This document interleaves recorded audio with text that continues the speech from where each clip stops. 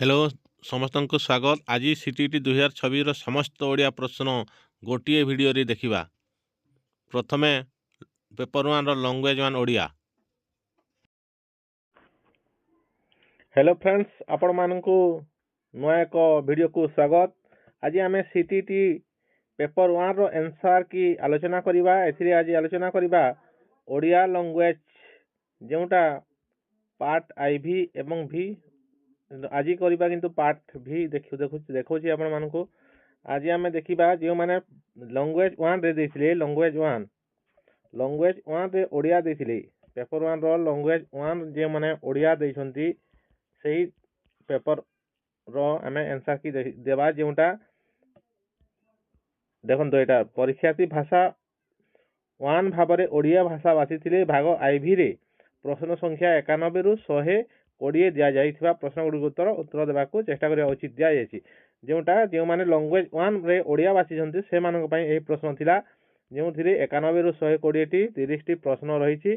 चलंतु यार आंसर की कोन आंसर आसीबो या देखिबा।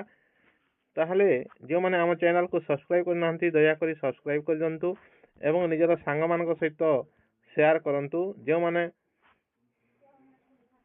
এই ভিডিওটি को लाइक करी नांती दया करी लाइक कोटी कोटी मारि दंतु। चलंतु देखिबा प्रथम प्रश्न। देखंतु प्रथमे एटा 91 रु 49 पर्यंत रहिछि पैसेज रहिछि, ठीक अछि। ताहले यार उत्तर मु देखै दोछि आपण मानकु। 91 जर्मनी कहार जन्मभूमि भाबरे विश्व रे विदित थिला। ताहले यार सठिक उत्तर हिबो साहित्य और संगीतर। साहित्य और संगीतर यार आंसर केउटारे अछि मु देखै दोछि आपण मानकु।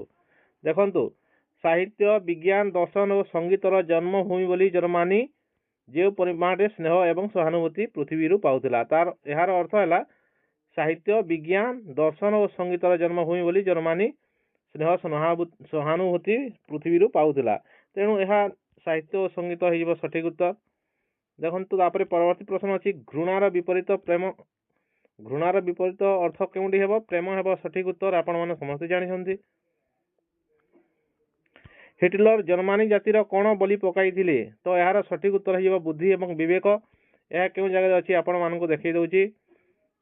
देखंतु जर्मनी रो मन बुद्धि विवेक विवेचना सब हिटलर को पाद तले बलि दिया गला। यार अर्थ हैला हिटलर एही जर्मनी रो मन एवं बुद्धि विवेक विवेचना को हिटलर पाद तले बलि पकाई देले। ताहले यार सठिक उत्तर यह हैला कोन? बुद्धि विवेक। देखंतु डिटेल दउछि मु आपन को प्रूफ सहित। चिराचरित सभ्यतार नीति रे देश को आगे नेबा कहार कर्तव्य? ताहले यार सठिक उत्तर हिबो देश सेवकर। एटा केउटारे अछि मु देखै दउछि आपन मानकु। हां एटारे अछि चिराचरित सभ्यतार नीति रे चलै नेबा देश नेता और देश सेवकर कर्तव्य। किंतु देश नेता ऑप्शन रे नाही, देश सेवक अछि। तेणु देश सेवक हिबो सठिक उत्तर। बुझिले? परवर्ती प्रश्न बिस्मार्क का लक्ष्य कोन थिला? ताहले यार सठिक उत्तर हिबो विश्व रे जर्मनी साम्राज्यर प्रतिष्ठा। देखौछि आपण मानकु। देखंतु बिस्मार्क को एगड को भलो लागिला नहीं। से तांकर इच्छा पृथ्वी व्यापी गोटे जर्मनी साम्राज्य बसाइबे। जर्मनी साम्राज्य प्रतिष्ठा हां अब सठिक उत्तर। पृथ्वी रे जर्मनी साम्राज्यर प्रतिष्ठा देछि, एठारे विश्व रे जर्मनी साम्राज्यर प्रतिष्ठा। ताहले यार हइबो सठिक उत्तर 4। परवर्ती प्रश्न 96 नंबर प्रश्न रे अछि जर्मनी लोकंकर विश्वास केउथिरे थिला? जर्मनी लोकंकर विश्वास केउथिरे थिला? ताहले यार सठिक उत्तर हिबो जर्मनी जिनिस रे। केउठारे अछि? देखंतु जर्मनी चीज रे लोकंकर विश्वास थिला।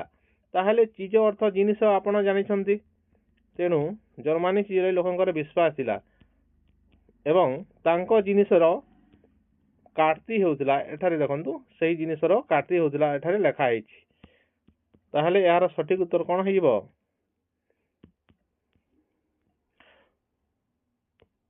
जर्मनी जिनिस हिबो सठिक उत्तर। बिस्मार्क महत आकांक्षार फलाफल कोन हैला? ताहले यार सठिक उत्तर हिबो जर्मनी युद्ध। आपण को देखै दउछि केउठारे अछि देखिबा। ଏଟାରେ ଅଛି ତାର ଫଳ ହେଲା ଗଲା ଜର୍ମାନ ଯୁଦ୍ଧ। ଦେଖନ୍ତୁ ଫଳ ଏହି ବିସ୍ମାର୍କ ରିଲେଟେଡ୍ ଅଛି, ତେଣୁ ବିସ୍ମାର୍କ ଏହି ମହତ୍ ଆକାଂକ୍ଷାର ଫଳ ସ୍ୱରୂପ ତାଙ୍କୁ ମିଳିଲା ଜର୍ମାନ ଯୁଦ୍ଧ। ଦେଖିଲେ କି ଆଉ ଜୁମ୍ କରିବେ, ଠିକ୍ ଅଛି। ଦେଖନ୍ତୁ ଜର୍ମାନ ଯୁଦ୍ଧ ଫଳ ହେଲା ଜର୍ମାନ ଯୁଦ୍ଧ ଫଳ। ପରବର୍ତ୍ତୀ ପ୍ରଶ୍ନ, କେଉଁଥିପାଇଁ ଜର୍ମାନୀ ପୁଣି ଥରେ ମୁଣ୍ଡ ଟେକି ଠିଆ ହୋଇ ପାରିଥାନ୍ତା? ତାହେଲେ ଏହାର ସଠିକ ଉତ୍ତର ହେଇଯିବ ବ୍ୟବସାୟିକ ସାଧୁତା। କେଉଁଠାରେ ଅଛି ଚାଲନ୍ତୁ ଖୋଜିବା।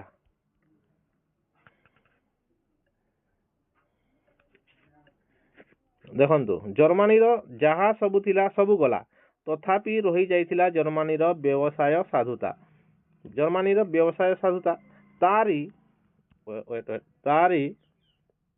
ତାରି ବଳରେ ଜର୍ମାନୀ ପୁଣି ଉଠି ପାରିଥାନ୍ତା। ଏଠାରେ ତାର ଅର୍ଥ ହେଲା କଣ? ମୁଣ୍ଡ ଟେକି ପାରିଥାନ୍ତା। ବ୍ୟବସାୟିକ ସାଧୁତା ପାଇଁ ଜର୍ମାନୀ ପୁଣି ଥରେ ମୁଣ୍ଡ ଟେକି ଛିଡା ହୋଇ ପାରିଥାନ୍ତା। ତେଣୁ ଅପସନ 4 ହେଇଯିବ ସଠିକ ଉତ୍ତର। ତାପରେ ଆସିଲା ଯୁଦ୍ଧ ରାକ୍ଷସ।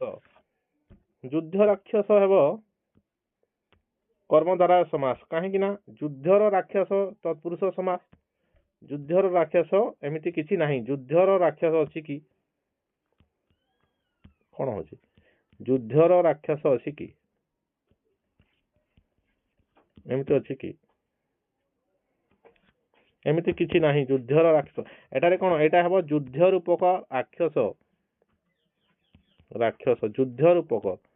ଯୁଦ୍ଧ ରୂପକ ରାକ୍ଷସ। ତେଣୁ ଏହା ଯିବ କର୍ମଧାର, ଯୋଉଟା ରୂପକ କର୍ମଧାରୟ କୁହାଯାଏ।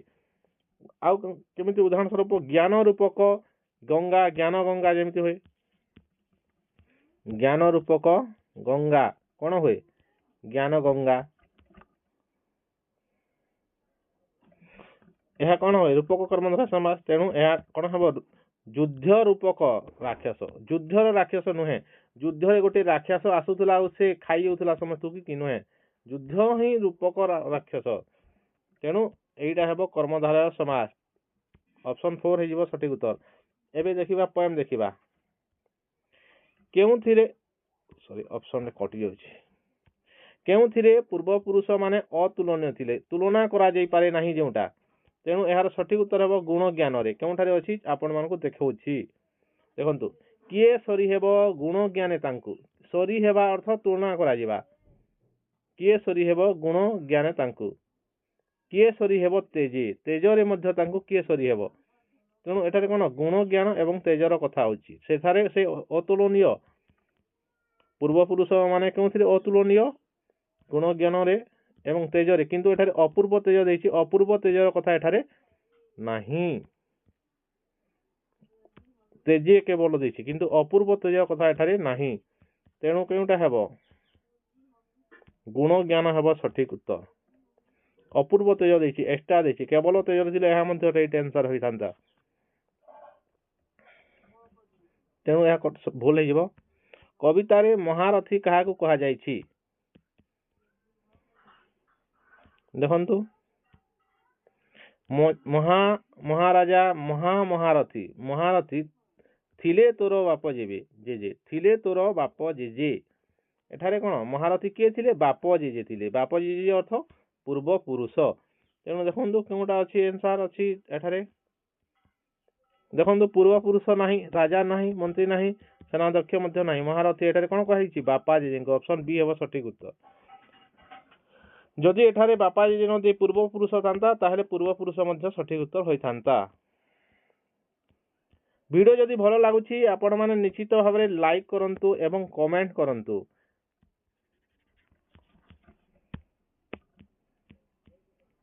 ପରବର୍ତ୍ତୀ ପ୍ରଶ୍ନ ଦେଖିବା। ମୌଡମଣି। ମୌଡମଣି ଶବ୍ଦର ଅର୍ଥ କଣ? ତାହେଲେ ମୌଡମଣି ଶବ୍ଦର ଅର୍ଥ ହେବ ସର୍ବଶ୍ରେଷ୍ଠ ବ୍ୟକ୍ତି ବା ଗଜପତି। ଦେଖିବା କେଉଁଠାରେ ଅଛି ମୌଡମଣି।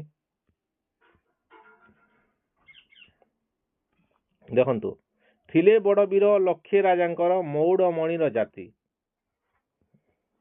ତାହେଲେ ଏଠାରେ ରାଜାର କଥା କୁହାଯାଇଛି। ତେଣୁ ଏଠା କଣ ହବ? ଏଠାରେ ସର୍ବଶ୍ରେଷ୍ଠ ବ୍ୟକ୍ତି ବା ଗଜପତି ବା ରାଜା। ऑप्शन ग्राम्य मुख्य नुहे, महिपाल नुहे, राज्य मुख्य मध्य नुहे। पूर्व पुरुष गण केउथिरे सुंदर छवि सबु अंकन करिसंती ताहेले यार वस्त्र नुहे, कागज नुहे, काठरे मध्य नुहे। एठारे पत्थर रे हेबो सठिक उत्तर केउठारे अछि देखिबा। पत्थर उपरे आंकी छंती छवि देखंतु एठारे पूरा डायरेक्ट लिखा हैछि।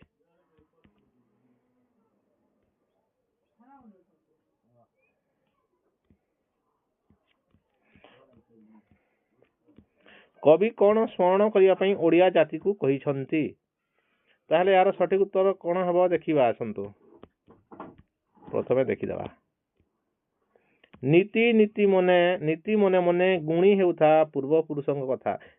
पूर्व पुरुषଙ୍କ कथा को गुणी हेउथा अर्थात तांको पूर्व पुरुषଙ୍କ स्मृति को तू कौन होता एटा प्रश्न जेउटा अछि स्मरण करूथा। ए स्मरण करिया कथा कौन देछि पूर्व पुरुषଙ୍କ स्मृति को। ताहले ए हिजिबो सठिक उत्तर। ओडिशार नरपति मानकु केउ मर्यादा जनक संबोधन करा जाइछि ताहले एठारे कौन सठिक उत्तर देखिदबा। देखंतु ओडिशार सम्राट मानकु ना प्रश्नटा कौन अछि अथर देखिदबा। ओडिशार नरपति मानकु केउ मर्यादा जनक संबोधन करा जाइछि। ओके चलंतु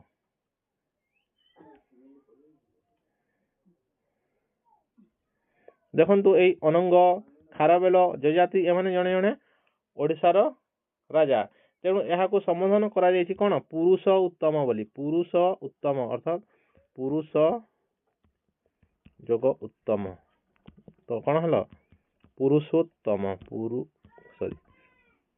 पुरुषोत्तम पुरुषोत्तम हम सठिक उत्तर। तेणु पुरुषोत्तम अच्छी कि देखिबा अच्छी ऑप्शन 4 पुरुषोत्तम हम सठिक उत्तर। परवर्ती प्रश्न जड़े भाषा शिक्षक शिक्षार्थी को प्रश्नमाला दियंती तांकर उद्देश्य हला शिक्षण शैली एवं फल जानिबा तारे एठारे शिक्षकर भूमिका कौन। तेणु देखो प्लानर नुहे, शास्त्र विशारद मध्य नुहे कि मैनेजर नुहे। ऑप्शन ए हेब सठिक उत्तर विशारद मत जोगाणकारी।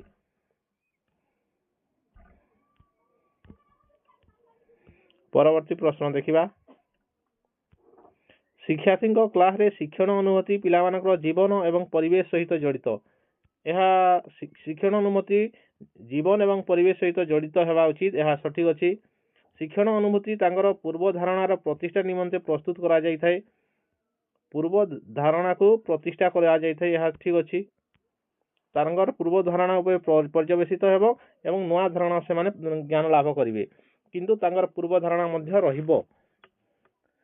तेणु यार सठिक उत्तर कौन हबो उभय ए एवं आर सत्य एवं आर ए रा यथार्थ युक्ति। परवर्ती प्रश्न देखिबा यार सठिक उत्तर केउटा हला ए ऑप्शन 3 हला बुझिले। एक भाषा शिक्षा रे एथि मध्यरु केउटी ठीक नुहे पचारिछि। ठीक अछि। भाषा शिक्षण रो अर्थ निरूपण आवश्यकता आवश्यकता रहिछि। भाषा शिखिबा में अर्थ रो निहाती जरूरी। जो शब्द से कहूची सही शब्द रो से अर्थ जानि दिबो।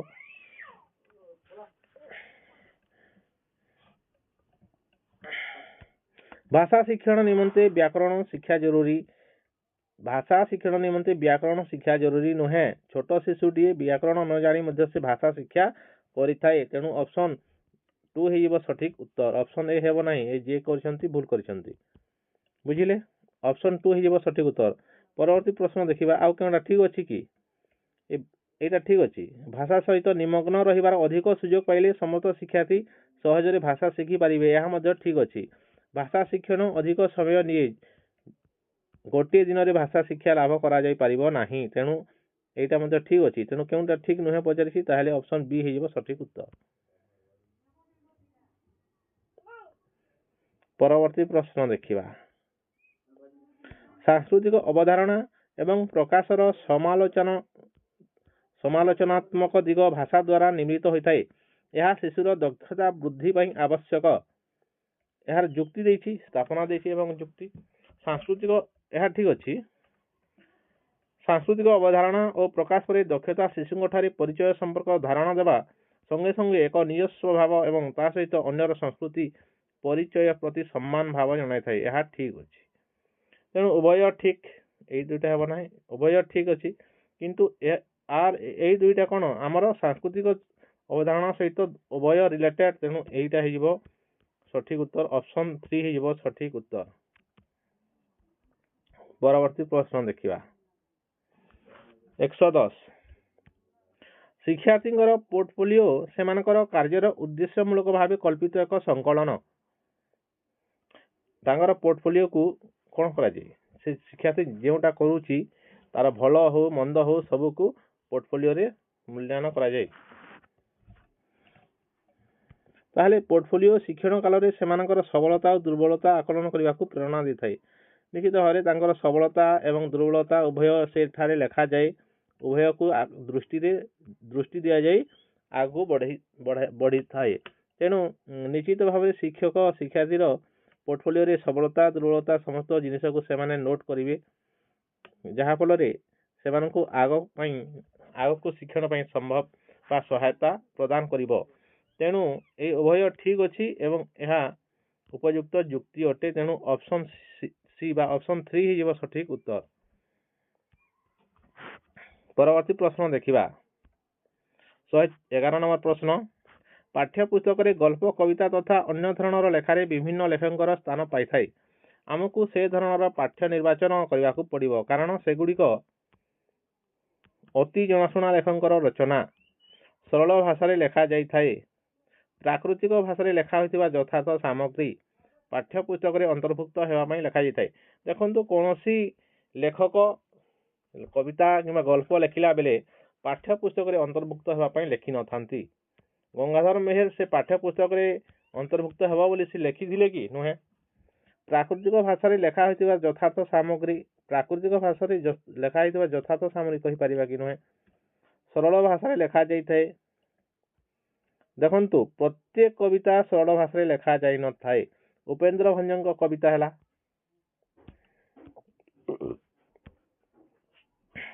ତାହାକୁ ବୁଝାଇବାକୁ ପଡ଼ିଥାଏ। ବୁଝିଲେ? ଉପେନ୍ଦ୍ର ଭଞ୍ଜଙ୍କ କବିତା ମଧ୍ୟ ପ୍ରାଥମିକ ବିଦ୍ୟାଳୟରେ ସ୍ଥାନିତ ହେଉଛି ନା ନାହିଁ, କିନ୍ତୁ ତାହା ସରଳ କି? ନୁହେଁ। ତେଣୁ ଏହା ମଧ୍ୟ ହେବ ନାହିଁ। ଏଇଟା ହେବ ଅତି ଜଣାଶୁଣା ଲେଖକଙ୍କର ରଚନା। ଅତି ଜଣାଶୁଣା ଲେଖକଙ୍କର ରଚନାକୁ ପାଠ୍ୟପୁସ୍ତକରେ ସ୍ଥାନ ଦିଆଯାଏ। ଯେପରି ଗଙ୍ଗାଧର ମେହେର, ସାରଳା ଦାସ, ଉପେନ୍ଦ୍ର ଭଞ୍ଜ, ମଧୁସୂଦନ ରାଓ, ଗୋପବନ୍ଧୁ ଦାସ, ଏଭଳି ଆମର ଓଡ଼ିଶାରେ ଥିବା ଜଣାଶୁଣା ଲେଖକଙ୍କର ରଚନାକୁ ଅଧିକାଂଶ ସ୍ଥାନ ଦିଆଯାଇଥାଏ। କୁନ୍ତଳା କୁମାରୀ ସାବତ, ଆଉ ନାରୀ କବି କ'ଣ ଅଛି? ବିଦ୍ୟୁତ୍ ପ୍ରଭା ଦେବୀ, ସଚ୍ଚିଦାନନ୍ଦ ରାଉତରାୟ ଏବଂ ବିନୋଦ ଚନ୍ଦ୍ର ନାୟକଙ୍କ ଗ୍ରାମପଥ ବାରମ୍ବାର ରହିଥାଏ ପାଠ୍ୟପୁସ୍ତକରେ। ଏହା ଚେଞ୍ଜ ହୁଏ ନାହିଁ, କମ୍ ସହଜରେ ଚେଞ୍ଜ ହେଉ ନାହିଁ, କାହିଁକି ନା ଏହା ଗ୍ରାମ ସହିତ ଜଡ଼ିତ ହେଉଥିବାରୁ। ବୁଝିଲେ? ତେଣୁ ଅପସନ୍ 1 ହେଇଯିବ ସଠିକ୍ ଉତ୍ତର।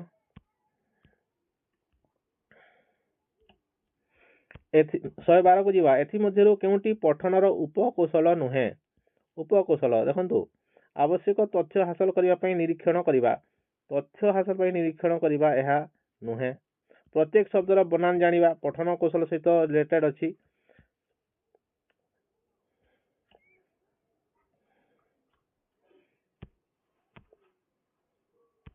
ଶବ୍ଦ ଗୁଡ଼ିକୁ ଜାଣି ମୁଖ୍ୟ ଶବ୍ଦ ଚିହ୍ନଟ କରିବା, ଏହା ମଧ୍ୟ ଠିକ୍ ଅଛି। ଅପରିଚିତ ଶବ୍ଦର ଅର୍ଥ ବାହାର କରି ବ୍ୟବହାର କରିବା। ହଁ, ନୂଆ ଶବ୍ଦ ଆସିଲା ସେଗୁଡ଼ିକୁ ତାର ଅର୍ଥ ବାହାର କରିବା ଏବଂ ତାକୁ ବ୍ୟବହାର କରିବା, ଏହା ମଧ୍ୟ ପଠନର ଗୋଟିଏ ଉପକୌଶଳ। ତେଣୁ ଅପସନ୍ ଏ ହେଇଯିବ ସଠିକ୍ ଉତ୍ତର। ଏହା ନୁହେଁ। ପରବର୍ତ୍ତୀ ପ୍ରଶ୍ନ ଦେଖିବା। 113। ଭାଷା ବିକାଶର ବୋଧଜ୍ଞାନ ତତ୍ତ୍ୱକୁ ଡ୍ୟାସ୍ ସମର୍ଥନ ଜଣାଏ। ତେଣୁ ସମାଜରେ ମିଳାମିଶାରୁ ଶିକ୍ଷା।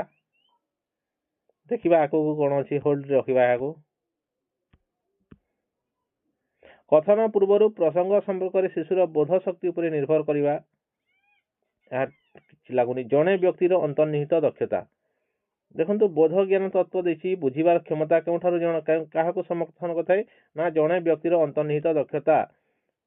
ଜଣେ ବ୍ୟକ୍ତିର ଅନ୍ତର୍ନିହିତ ଦକ୍ଷତା ଫଳରେ ବୋଧ ଜ୍ଞାନ ସେ ଲାଭ କରିଥାଏ, ବୁଝିପାରିଥାଏ।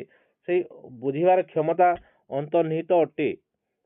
व्यक्ति किसी शब्द नुआ किसी कहले से शिखि पारिबो बुझी पारिबो ज्ञान लाभ करि पारिबो तत्व को बुझी पारिबो। तेणु भाषा विकासर बोध ज्ञान तत्व कौन जड़े व्यक्तिर अंतर्निहित दक्षता को समर्थन जनाई थाए। ऑप्शन थ्री हिजबो सठिक उत्तर।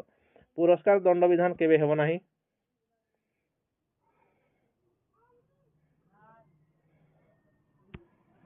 परवर्ती प्रश्न देखिबा 114 एथि मध्यरु केउटी बहिरे थिबा छवि ओ तार वर्णना रे ठीक नुहे नुहे पचारिछि सेमानकु किछि चित्र आंकिबार सुयोग देबा। यह ठीक अछि छवि ऊपर अपरिचित और स्मरणीय प्रसंग रे भाषा प्रयोग रे यह साहाय्य करे। अपरिचित एवं स्मरणीय प्रसंग रे भाषा प्रयोग रे यह साहाय्य करे। देखंतु छवि भाषा प्रयोग रे साहाय्य करे नाही। सहायक प्रसंग आनिबा ठीक अछि छवि द्वारा तार सहायक प्रसंग अणा जाई थाए। मन करा जाऊ आपण फूल विषय रे कविता पढुचंती ताले एठारे गोटे फूलर चित्र थिबो ताले कोन शिक्षार्थी एटा कोन हला एहाडा हला सहायक प्रसंग आसीथाए। फूल चित्र रु फूल जानिला ताहले तार सहायक प्रसंग आसिला। निश्चित भारे पिलांकर आग्रह संरक्षण एई छवि माध्यम द्वारा पिलांकर आग्रह को संरक्षण करा जाई पारिथाए। तेणु एहा मध्य ठीक अछि एहा ठीक अछि एहा ठीक अछि। तेणु एहा हेबो एहा ठीक नुहे हेबो ऑप्शन 2 हिबो सठिक उत्तर। परवर्ती प्रश्न देखिबा। भिडियोटी को केमिति लाଗୁଛି आपण माने कमेंट माध्यम रे टिके जणांतु। जदि कमेंट करिवे ताहले पुनी नेक्स्ट पार्ट आनिबी जोंटा कंपलसरी पार्ट थिला जोंटा ऑप्शनल पार्ट रे रहिबो एवं पेपर 2 रो भी आनिबा। पेपर 2 पेपर 1 रो आनिची पेपर 1 रो एटा आनिची जोंटा लैंग्वेज 1 ओडिया तापरे लैंग्वेज 2 रो ओडिया रो पुनी आनिबी जदि आपण माने कमेंट करिवे। ठीक अछि चलंतु। शिशु शिक्षार्थी संपर्क में एथि मध्यरु केउ उक्तिटी ठीक। शिशु शिक्षार्थी माने छोट शिक्षार्थी मध्यरु केउटा ठीक देइछि। ताहले देखंतु शिशु शिक्षार्थी केतेक अंश रे विमुक्त धारणा थाए। देखंतु छोट शिशुंकर विमुक्त धारणा थाए नाही। शिशु शिक्षार्थी माने विमुक्त धारणा द्वारा प्रभावित होइतांती नहे विमुक्त धारणा हेबो नाही। शिशु शिक्षार्थी माने विमुक्त धारणा बुझी पारंती नाही। तेणु ऑप्शन शिशु शिक्षार्थी माने विमुक्त धारणा कोन बुझी पारि न थांती सेमानकु विमुक्त धारणा दिया जाई परिबो नाही तांको मुक्त धारणा दरकार। ऑप्शन 4 हिजबो सठिक उत्तर। परवर्ती प्रश्न देखिबा।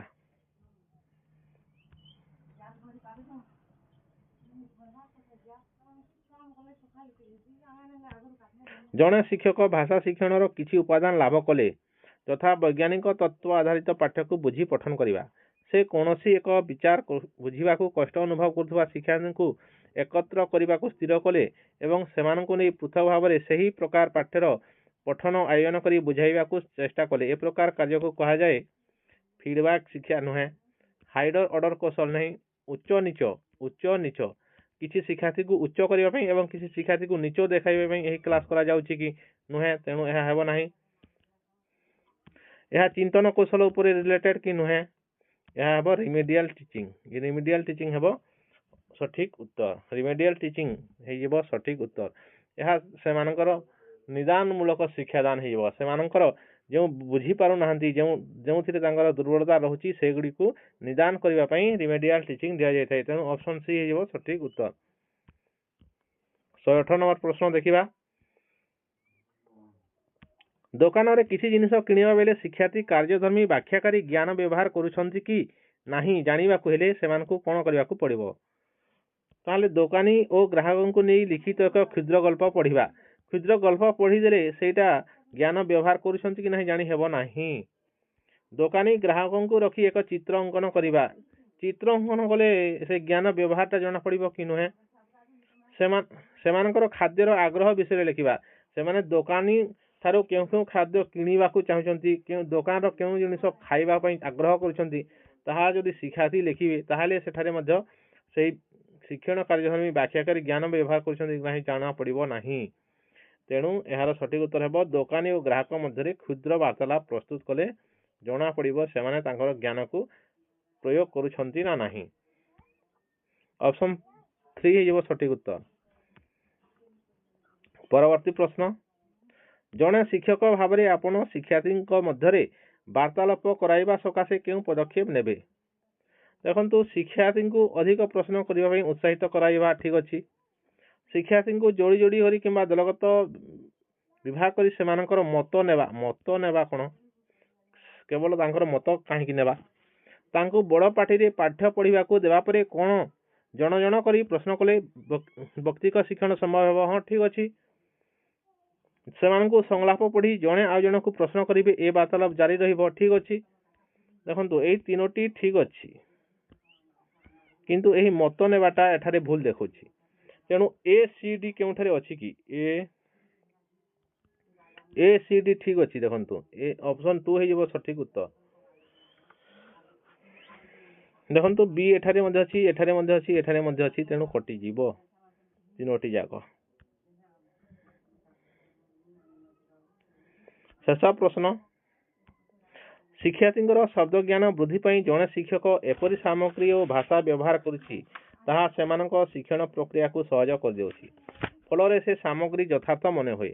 ସେ ସାମଗ୍ରୀ ହେଲା, ଦେଖନ୍ତୁ, ଶିକ୍ଷକ ଏପରି ଏକ ସାମଗ୍ରୀ ବ୍ୟବହାର କରୁଛନ୍ତି, କ'ଣ କଲାବେଳେ ନା ଶିକ୍ଷଣ ପ୍ରକ୍ରିୟାକୁ ସହଜ କରିଦେଉଛି ଶବ୍ଦ ଜ୍ଞାନ ବୃଦ୍ଧି ପାଇଁ। ଦେଖନ୍ତୁ, ଶବ୍ଦ ଜ୍ଞାନ ବୃଦ୍ଧି ପାଇଁ ଦ୍ୱିଭାଷିକ ଭାଷାକୋଷ ବ୍ୟବହାର କରାଯାଏ, କିନ୍ତୁ ତାହାକୁ ଭାଷା ବ୍ୟବହାର ସବୁବେଳେ ଲାଗିପାରେ ନାହିଁ। ଏହା କ'ଣ ଗୋଟିଏ ଭାଷାରୁ ଆଉ ଗୋଟିଏ ଭାଷାର ଶବ୍ଦ ଜାଣିବା ପାଇଁ କାର୍ଯ୍ୟ କରିଥାଏ। ଏହା ଗୋଟିଏ କ'ଣ ରିଫରେନ୍ସ ମଟେରିଆଲ ଭାବରେ ଏହା କାମ କରେ ଭାଷାକୋଷ। ଏହାପରେ ଏହି ଉପଯୁକ୍ତ ରିଡର ଏହା ଶିକ୍ଷକ ପ୍ରସ୍ତୁତ କରିଥାନ୍ତି। ରୋଲ୍ କାର୍ଡ ମଧ୍ୟ ଗୋଟେ ଟିଚିଂ ଏଡ୍ ଓନ୍ଲି। ଏଇଟା ରୋଲ୍ କାର୍ଡଟା TLM ଓନ୍ଲି। ଏହାକୁ ବ୍ୟବହାର କରାଯାଏ, କିନ୍ତୁ ଶିକ୍ଷାର୍ଥୀମାନେ ବ୍ୟବହାର କରନ୍ତି ନାହିଁ, ଭାଷାକୁ ବ୍ୟବହାର କରନ୍ତି ନାହିଁ ବାହାରେ। କିନ୍ତୁ ଏହାର ସଠିକ୍ ଉତ୍ତର ହେବ ଖବରକାଗଜ। ଖବରକାଗଜ କ'ଣ ଦୈନନ୍ଦିନ ଜୀବନ ସହିତ ଏହି ରିଲେଟେଡ୍ ଭାଷା ଜ୍ଞାନ ଏଠାରେ ମିଳେ, ତାହାକୁ ସେମାନେ ପଢ଼ନ୍ତି ଏବଂ ବ୍ୟବହାର କରିଥାନ୍ତି, ଏବଂ ଶବ୍ଦ ଜ୍ଞାନ ତାଙ୍କର ବୃଦ୍ଧି ପାଇଥାଏ ଖବରକାଗଜରୁ। ଏବଂ ଏ ଖବରକାଗଜ ବ୍ୟବହାର କରି ଶିକ୍ଷକ କ'ଣ ଶିକ୍ଷଣ ପ୍ରକ୍ରିୟାକୁ ସହଜ କରନ୍ତି, ଯାହା ଯଥାର୍ଥ ମନେ ହୁଏ। ଦେଖନ୍ତୁ, ସାମଗ୍ରୀ ଯଥାର୍ଥ ମନେ ହୁଏ। ତେଣୁ ଅପସନ୍ 3 ହେଇଯିବ ସଠିକ୍ ଉତ୍ତର। ଯଦି ବି ଆପଣମାନେ କେଉଁ ପ୍ରଶ୍ନ ଉପରେ ଅଲଗା ଆନ୍ସର ବୋଲି ଭାବୁଛନ୍ତି, ତାହେଲେ ଆପଣମାନେ କମେଣ୍ଟ କରିପାରିବେ। ମୁଁ ବତାଇଥିବା ଆନ୍ସରକୁ ଯଦି ବି ଆପଣମାନେ କେଉଁଟା ଭୁଲ ବୋଲି ଭାବୁଛନ୍ତି, ତାହେଲେ ଆପଣମାନେ କମେଣ୍ଟ କରନ୍ତୁ, ମୁଁ ପୁଣି ଦେଖିବି, ସେଇଟା ବିଚାର କରିବା। ଏବଂ ଭିଡ଼ିଓକୁ ସ୍ୱାଗତ। ଆଜି ଆମେ ଦେଖିବା CTET ପେପର 1ର ଲାଙ୍ଗୁଏଜ 2। ଯେଉଁମାନେ ଓଡ଼ିଆ ଭାଷାକୁ ଲାଙ୍ଗୁଏଜ 2 ଭାବରେ ବାଛିଛନ୍ତି, ସେହି ପ୍ରଶ୍ନ ଗୁଡ଼ିକର ଉତ୍ତର ଦେଖିବା। ପ୍ରଶ୍ନ ସଂଖ୍ୟା 121ରୁ 150 ମଧ୍ୟରେ ଥିବା ପ୍ରଶ୍ନ ଗୁଡ଼ିକର ଉତ୍ତର ତାର ଉତ୍ତର କେଉଁଟା ହେବ ଆମେ ଦେଖିବା ଆଜି। ତେଣୁ ଯେଉଁମାନେ ଆମ ଓଡ଼ିଆ ଲର୍ଣ୍ଣିଂ ଏକାଡେମୀ ୟୁଟ୍ୟୁବ୍ ଚ୍ୟାନେଲକୁ ସବସ୍କ୍ରାଇବ୍ କରିନାହାନ୍ତି, ଦୟାକରି ସବସ୍କ୍ରାଇବ୍ କରିଦିଅନ୍ତୁ। ବନ୍ଧୁଗଣ, ମୁଁ CTET ପେପର 1ର ଲାଙ୍ଗୁଏଜ 1ର ଓଡ଼ିଆ ଦେଇସାରିଛି ଏବଂ CTET ପେପର 2ର ଲାଙ୍ଗୁଏଜ 1 ଓଡ଼ିଆ ମଧ୍ୟ ଦେଇସାରିଛି। ଆଜି ଆମେ ଲାଙ୍ଗୁଏଜ 2 ଓଡ଼ିଆ ଦେଖିବା। ଚାଲନ୍ତୁ ଆରମ୍ଭ କରିବା। ପ୍ରଥମେ ଦେଖନ୍ତୁ, 121ରୁ 128 ମଧ୍ୟରେ ପେସେଜ ଅଛି। ଏହି ପେସେଜ ହିସାବରେ ଉତ୍ତର ହେବ। 121ର ପ୍ରଶ୍ନ ଅଛି, ପ୍ରେମୋଚ୍ଛ୍ୱାସର କେଉଁ ବ୍ୟାସ ବାକ୍ୟଟି ଠିକ୍? ତାହେଲେ ଏହାର ସଠିକ୍ ଉତ୍ତର ହେଇଯିବ, ଏଇ ସମାସରୁ ପ୍ରଶ୍ନଟା ଆସିଛି, ତେଣୁ ଏହାର ସଠିକ୍ ଉତ୍ତର ହେବ ଏଇଟା, ପ୍ରେମରେ ଉଚ୍ଛ୍ୱାସ। ଏଇଟା ପେସେଜରେ ମିଳିବ ନାହିଁ, କିନ୍ତୁ ଏଇ ପ୍ରେମୋଚ୍ଛ୍ୱାସ ୱାର୍ଡଟା ଅଛି, ତେଣୁ ଏହାର ସମାସ ହେବ ପ୍ରେମରେ ଉଚ୍ଛ୍ୱାସ। ପ୍ରେମର ଉଚ୍ଛ୍ୱାସ ହେବ ନାହିଁ। ତାପରେ ଅଛି 122 ନମ୍ବର ପ୍ରଶ୍ନ, ଆଶୁ ସିଦ୍ଧାନ୍ତ କାହାକୁ କୁହାଯାଉଛି? ଆଶୁ ସିଦ୍ଧାନ୍ତ କାହାକୁ ବୁଝାଉଛି? ତାହେଲେ ଏହାର ସଠିକ୍ ଉତ୍ତର ହେଇଯିବ ତତ୍କାଳ ସିଦ୍ଧାନ୍ତ। ବିଳମ୍ବିତ ସିଦ୍ଧାନ୍ତ ହେବ ନାହିଁ, କିମ୍ବା ପୁନଃ ସିଦ୍ଧାନ୍ତ ମଧ୍ୟ ହେବ ନାହିଁ, କିମ୍ବା ପଶ୍ଚାତ ସିଦ୍ଧାନ୍ତ ମଧ୍ୟ ହେବ ନାହିଁ। ଦେଖନ୍ତୁ, ଆମେ ଆଉ ଗୋଟେ ଏଠାରେ ବୁଝିବା ପାଇଁ ଆଉ ଗୋଟେ ଉଦାହରଣ ନେଇପାରିବା। ଆଶୁ ଚିକିତ୍ସା। ଆଶୁ ଚିକିତ୍ସା କହିଲେ ଆପଣମାନେ କ'ଣ ବୁଝିଛନ୍ତି ନା ନାହିଁ? ଯେଉଁଟା ତତ୍କାଳ ଚିକିତ୍ସା କରାଯାଇଥାଏ, ତତ୍କାଳ। ନା ବିଳମ୍ବରେ କରାଯାଇଥାଏ, ସେଇଟା ତତ୍କାଳରେ କରାଯାଇଥାଏ, ତାହାକୁ ଆଶୁ ଚିକିତ୍ସା କୁହାଯାଏ। ସେହିପରି ଏହି ଯେଉଁ ସିଦ୍ଧାନ୍ତ ଆଶୁ ସିଦ୍ଧାନ୍ତ ହେବ, ତତ୍କାଳ ନିଆଯାଉଥିବା ସିଦ୍ଧାନ୍ତକୁ ତତ୍କାଳ ସିଦ୍ଧାନ୍ତକୁ ଆଶୁ ସିଦ୍ଧାନ୍ତ କୁହାଯିବ। ବୁଝିପାରିଲେ? ଏବେ ଦେଖିବା ପରବର୍ତ୍ତୀ ପ୍ରଶ୍ନ। 123 ନମ୍ବର ପ୍ରଶ୍ନ, ଅଛୁ ଶକ୍ତି କେଉଁ ଶାସନରେ ଗାଦି ମାଡ଼ି ବସିଥାଏ? ତାହେଲେ ଏହାର ସଠିକ ଉତ୍ତର ହେଇଯିବ ସ୍ୱେଚ୍ଛାତନ୍ତ୍ର। କେଉଁଠାରେ ଲେଖା ହେଇଛି ଆପଣମାନଙ୍କୁ ଦେଖେଇ ଦେଉଛି। ଦେଖନ୍ତୁ, ପିତୃ ପିତାମହଙ୍କ ରକ୍ତ ବଳରେ ବଳିୟାନ ହୋଇ ସ୍ୱେଚ୍ଛାତନ୍ତ୍ର ବ୍ୟବସ୍ଥା ଦେଇ ଆସିଛନ୍ତି, ସେ ସ୍ଥାନରେ ଅଛୁ ଶକ୍ତି ଯେ କିପରି ବୋଲନ୍ତି ତାହା କହିବାର ପ୍ରୟୋଜନ ନାହିଁ। ତେଣୁ ଏହା ସ୍ୱେଚ୍ଛାତନ୍ତ୍ର ହେଇଯିବ ସଠିକ ଉତ୍ତର। ପରବର୍ତ୍ତୀ ପ୍ରଶ୍ନ 124 ନମ୍ବର ପ୍ରଶ୍ନ, ସ୍ମୃତିଧରମାନେ ଲୋକଙ୍କର କେଉଁ କ୍ରିୟାକଳାପର ବିରୋଧ କରିଛନ୍ତି? ତାହେଲେ ଏହାର ସଠିକ ଉତ୍ତର ହେବ ସ୍ୱାଧୀନ ଚିନ୍ତାର। ଦେଖନ୍ତୁ, ସ୍ମୃତିଧରମାନେ ଲୋକଙ୍କର କେଉଁ କାର୍ଯ୍ୟକଳାପ ଉପରେ ବିରୋଧ କରିଛନ୍ତି? ଦେଖନ୍ତୁ, ଏଠାରେ ଅଛି, ସ୍ମୃତିଧରମାନେ ଇଚ୍ଛା ମତେ ଆଇନ ପ୍ରଚାର କରି ଲୋକଙ୍କର ସ୍ୱାଧୀନ ଚିନ୍ତା ଏବଂ ସ୍ୱାଧୀନ କ୍ରିୟାକଳାପରେ ପଥରୋଧ କରିଛନ୍ତି, ଅର୍ଥାତ୍ ବିରୋଧ କରିଛନ୍ତି। କାହା କାହା ଉପରେ? ସ୍ୱାଧୀନ ଚିନ୍ତା ଉପରେ ଏବଂ ସ୍ୱାଧୀନ କ୍ରିୟାକଳାପ ଉପରେ। ତେଣୁ ଏଠାରେ କ'ଣ ଅଛି? ସ୍ୱାଧୀନ ଚିନ୍ତା ଅଛି, ସ୍ୱାଧୀନ କ୍ରିୟାକଳାପ ତ ନାହିଁ, କେବଳ ସ୍ୱାଧୀନ ଚିନ୍ତା ଅଛି। ତେଣୁ ଏଇଟା ହେଇଯିବ ସ୍ୱାଧୀନ ଚିନ୍ତା ହେଇଯିବ ସଠିକ ଉତ୍ତର। ଉତ୍ଥାନର ବିପରୀତ ଶବ୍ଦ କ'ଣ? ଆପଣମାନେ ସମସ୍ତେ ଜାଣିଛନ୍ତି, ଉତ୍ଥାନର ବିପରୀତ ହେଲା ପତନ।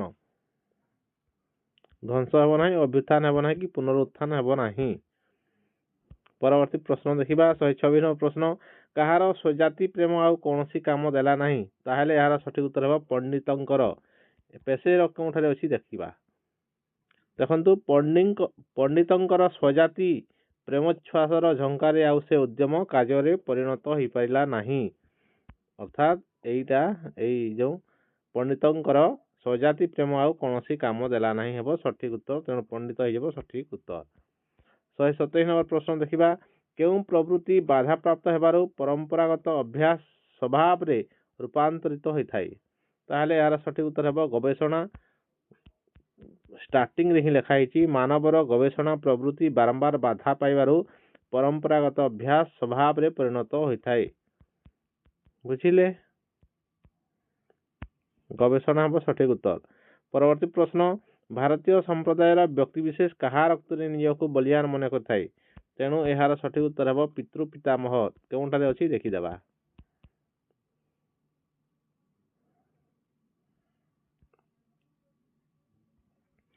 ହଁ, ଦେଖନ୍ତୁ, ଭାରତ ସମାଜ ପରି ଯେଉଁ ସବୁ ସମୟରେ ସମ୍ପ୍ରଦାୟ ବିଶେଷ ବା ସମ୍ପ୍ରଦାୟର ବ୍ୟକ୍ତିବିଶେଷ ପିତୃ ପିତାମହଙ୍କ ରକ୍ତ ବଳରେ ବଳିୟାନ ହୋଇ ସମସ୍ତ ସମାଜ ଉପରେ ସ୍ୱେଚ୍ଛାତନ୍ତ୍ର ବ୍ୟବସ୍ଥା ଦେଇ ଆସିଛନ୍ତି। ଦେଖନ୍ତୁ, ତେଣୁ ପିତୃ ପିତାମହଙ୍କ ରକ୍ତ ବଳରେ ବଳିୟାନ, ତାହେଲେ ଏହାର ସଠିକ ଉତ୍ତର ହେଇଯିବ ପିତୃ ପିତାମହ। ଅପସନ୍ 4 ହେଇଯିବ ସଠିକ ଉତ୍ତର। ପୁଣି ଗୋଟିଏ ଅନୁଚ୍ଛେଦ ଅଛି, ଦେଖନ୍ତୁ, ଏହାର ଏହି ଅନୁଚ୍ଛେଦଟି 129 ରୁ 135 ପର୍ଯ୍ୟନ୍ତ ରହିଛି। ପାଠରେ ଦେବତା ମାନଙ୍କ ସହ ସାଙ୍ଗ ହୋଇ କ'ଣ ପାନ କରିବା ପାଇଁ କୁହାଯାଇଛି?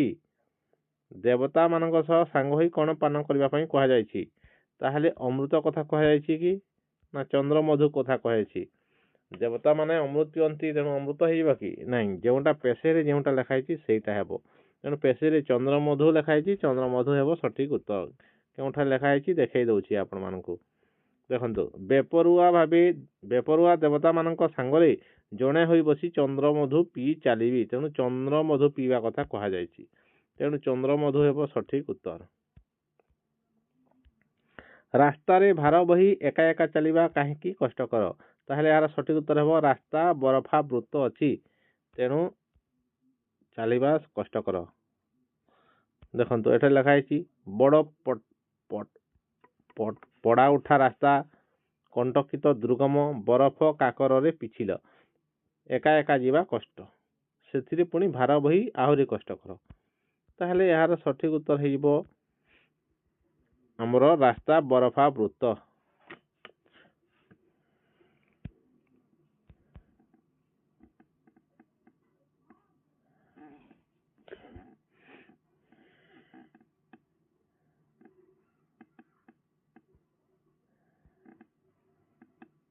କାହାକୁ କାନ୍ଧରେ ପକାଇ ନେବା ପାଇଁ ଚେଷ୍ଟା କରିବାକୁ କୁହାଯାଇଛି?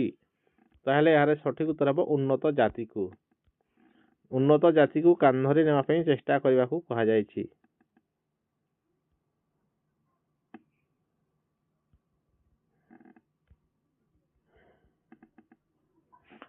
ଦେଖନ୍ତୁ ଏଠାରେ ଲେଖା ହେଇଛି ଗୋଟାଏ ଉନ୍ନତ ଜାତିକୁ ଚିପି ମୋଡ଼ା କରି କାନ୍ଧରେ ପକାଇ ବହାଇ ନେବାକୁ ଚେଷ୍ଟା କରାଯାଇପାରେ।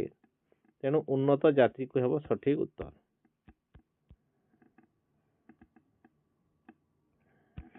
ଶହେ 32 ନମ୍ବର ପ୍ରଶ୍ନ ଅସୁର କାନ୍ଧରେ ଜାତିକୁ ବୋହି ନେବାର ଉପକ୍ରମ କରାଗଲେ ଫଳାଫଳ କ'ଣ ହେବ?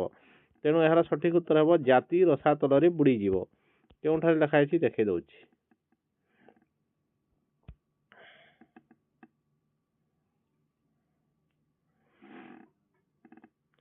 ତୁମେ ଆଉ ମୁଁ ସାଙ୍ଗରେ ହୋଇ ରସାତଳରେ ପଡ଼ି ବୁଡ଼ି ମରିବା। ରସାତଳରେ ପଡ଼ି ବୁଡ଼ି ମରିବା ଲେଖା ହେଇଛି। ଯେଉଁମାନେ ଜାତିକୁ ନ ଚଲେଇ ତାକୁ ବାଟ ମଡ଼େଇ ନେବାରେ ସନ୍ତୁଷ୍ଟ ନହୋଇ ତାକୁ ଏକାବେଳେ ସେମାନଙ୍କ ଅସୁର କାନ୍ଧରେ ଉଠାଇ ନେବା ପାଇଁ ଚେଷ୍ଟା କରନ୍ତି, ସେମାନଙ୍କର ଏଇ ଅବସ୍ଥା ହେବ ନିଶ୍ଚୟ। ଏଇ ଅବସ୍ଥା ଅର୍ଥାତ୍ ଏଇ ଯେଉଁ ରସାତଳରେ ପଡ଼ି ବୁଡ଼ି ମରିବା। ତେଣୁ ଏଇ ଅବସ୍ଥା ଲେଖା ହେଇଛି। ଅସୁର କାନ୍ଧରେ ଉଠାଇ ନେବା ପାଇଁ ଇଚ୍ଛା କଲେ କ'ଣ ହେବ? ଏଇ ଅବସ୍ଥା ହେବ। ଏଇ ଅବସ୍ଥା ଅର୍ଥ କେଉଁଠାରେ ପୂର୍ବରେ ଲେଖା ହେଇଛି ରସାତଳରେ ପଡ଼ି ବୁଡ଼ି ମରିବା। ତେଣୁ ଏଇ ରସାତଳରେ ପଡ଼ି ବୁଡ଼ି ମରିବା ହେବ ସଠିକ୍ ଉତ୍ତର। କୁଆଡ଼େ ଗଲା? ଜାତି ରସାତଳରେ ବୁଡ଼ିଯିବ ହେବ ସଠିକ୍ ଉତ୍ତର। ପରବର୍ତ୍ତୀ ପ୍ରଶ୍ନ ଶିଶିର ଶବ୍ଦର ଅର୍ଥ କ'ଣ? ଆପଣମାନେ ସମସ୍ତେ ଜାଣିଛନ୍ତି ଉଲ୍କା ନୁହେଁ, ପାଣି ନୁହେଁ, ମେଘ ନୁହେଁ, କାକର ହେବ ସଠିକ୍ ଉତ୍ତର। ଲକ୍ଷ୍ୟ ଗୋଟିଏ ଥିଲେ ମଧ୍ୟ କାହାର ଭିନ୍ନତା ଦେଖା ଦେଇପାରେ। ଲକ୍ଷ୍ୟ ଗୋଟିଏ ଥିଲେ ମଧ୍ୟ କାହାର ଭିନ୍ନତା ଦେଖାଇପାରେ। ଏହା ହେଲା ସଠିକ୍ ଉତ୍ତର ହେଲା ସାଧନା। ଲକ୍ଷ୍ୟ ଗୋଟିଏ ଥିଲେ ମଧ୍ୟ ଭିନ୍ନତା ସାଧନାରେ ଦେଖାଯାଏ। କେଉଁଠାରେ ଲେଖା ହେଇଛି ଦେଖନ୍ତୁ, ଦେଖେଇ ଦେଉଛି ଆପଣମାନଙ୍କୁ। ଲକ୍ଷ୍ୟ ଏକ ହେଲେ ମଧ୍ୟ ସାଧନାର ପ୍ରଭେଦରେ ଲକ୍ଷ୍ୟ ହୀନମାନ ହୋଇଯାଇପାରେ। ତେଣୁ ଏଇଟା ହେଲା ଲକ୍ଷ୍ୟ ଏକ ହେଲେ ମଧ୍ୟ ସାଧନା ଭିନ୍ନ ଭିନ୍ନ, ଏହାକୁ ବୁଝାଉଛି। ତେଣୁ ଏଇଟା ହେବ ସାଧନା ହେବ ସଠିକ୍ ଉତ୍ତର। କେଉଁ ପର୍ବତ ଶିଖରକୁ ଉଠିବା ପାଇଁ ଲେଖକ କହିଛନ୍ତି? ତାହେଲେ ଏହାର ସଠିକ୍ ଉତ୍ତର ହେବ ହିମାଳୟ। ହିମାଳୟ କେଉଁଠାରେ ଲେଖା ହେଇଛି ଦେଖନ୍ତୁ, ହିମାଳୟ ପର୍ବତ ଶିଖରକୁ ଉଠିବା ଦରକାର। ତେଣୁ ଏଠାରେ ହିମାଳୟ ପର୍ବତକୁ ଉଠିବା ପାଇଁ କୁହାଯାଇଛି। ଲେଖକ ହିମାଳୟ ପର୍ବତ ଶିଖରକୁ ଉଠିବା ପାଇଁ କହିଛନ୍ତି। ଅପସନ୍ 1 ହେଇଯିବ ସଠିକ୍ ଉତ୍ତର। ପରବର୍ତ୍ତୀ ପ୍ରଶ୍ନ ଦେଖିବା। ଏଠାରେ ଆପଣମାନଙ୍କୁ କହିଦେଉଛି, ମୁଁ ଯାହା ଦେଖିଛି କେବଳ 8 ତାରିଖରେ ଆମର ଓଡ଼ିଶାର ପରୀକ୍ଷା ହେଇଛି। ଯଦି 7 ତାରିଖ କାହାର ପରୀକ୍ଷା ଅଛି, ସେହି ପ୍ରଶ୍ନ ଗୁଡ଼ିକ ମୁଁ ପାଇନାହିଁ। ଯଦି ଯାହା ପାଖରେ ଅଛି ମୋତେ କମେଣ୍ଟ ମାଧ୍ୟମରେ ଜଣାନ୍ତୁ। 7 ତାରିଖରେ ଯଦି ଏକ୍ଜାମ୍ ହେଇଥିବ ତାହେଲେ ଆପଣମାନେ କମେଣ୍ଟ କରନ୍ତୁ। ମୁଁ ତାଙ୍କ ସହିତ ଯୋଗାଯୋଗ କରି ଆପଣଙ୍କ ପାଖରୁ ପ୍ରଶ୍ନ ଆଣିବା ପାଇଁ ଚେଷ୍ଟା କରିବି। ଠିକ୍ ଅଛି। ତେଣୁ ଯେଉଁମାନେ 7 ତାରିଖରେ ଏକ୍ଜାମ୍ ଦେଇଥିଲେ CTET ଏକ୍ଜାମ୍, ନିଶ୍ଚିତ ଭାବରେ କମେଣ୍ଟ କରିବେ।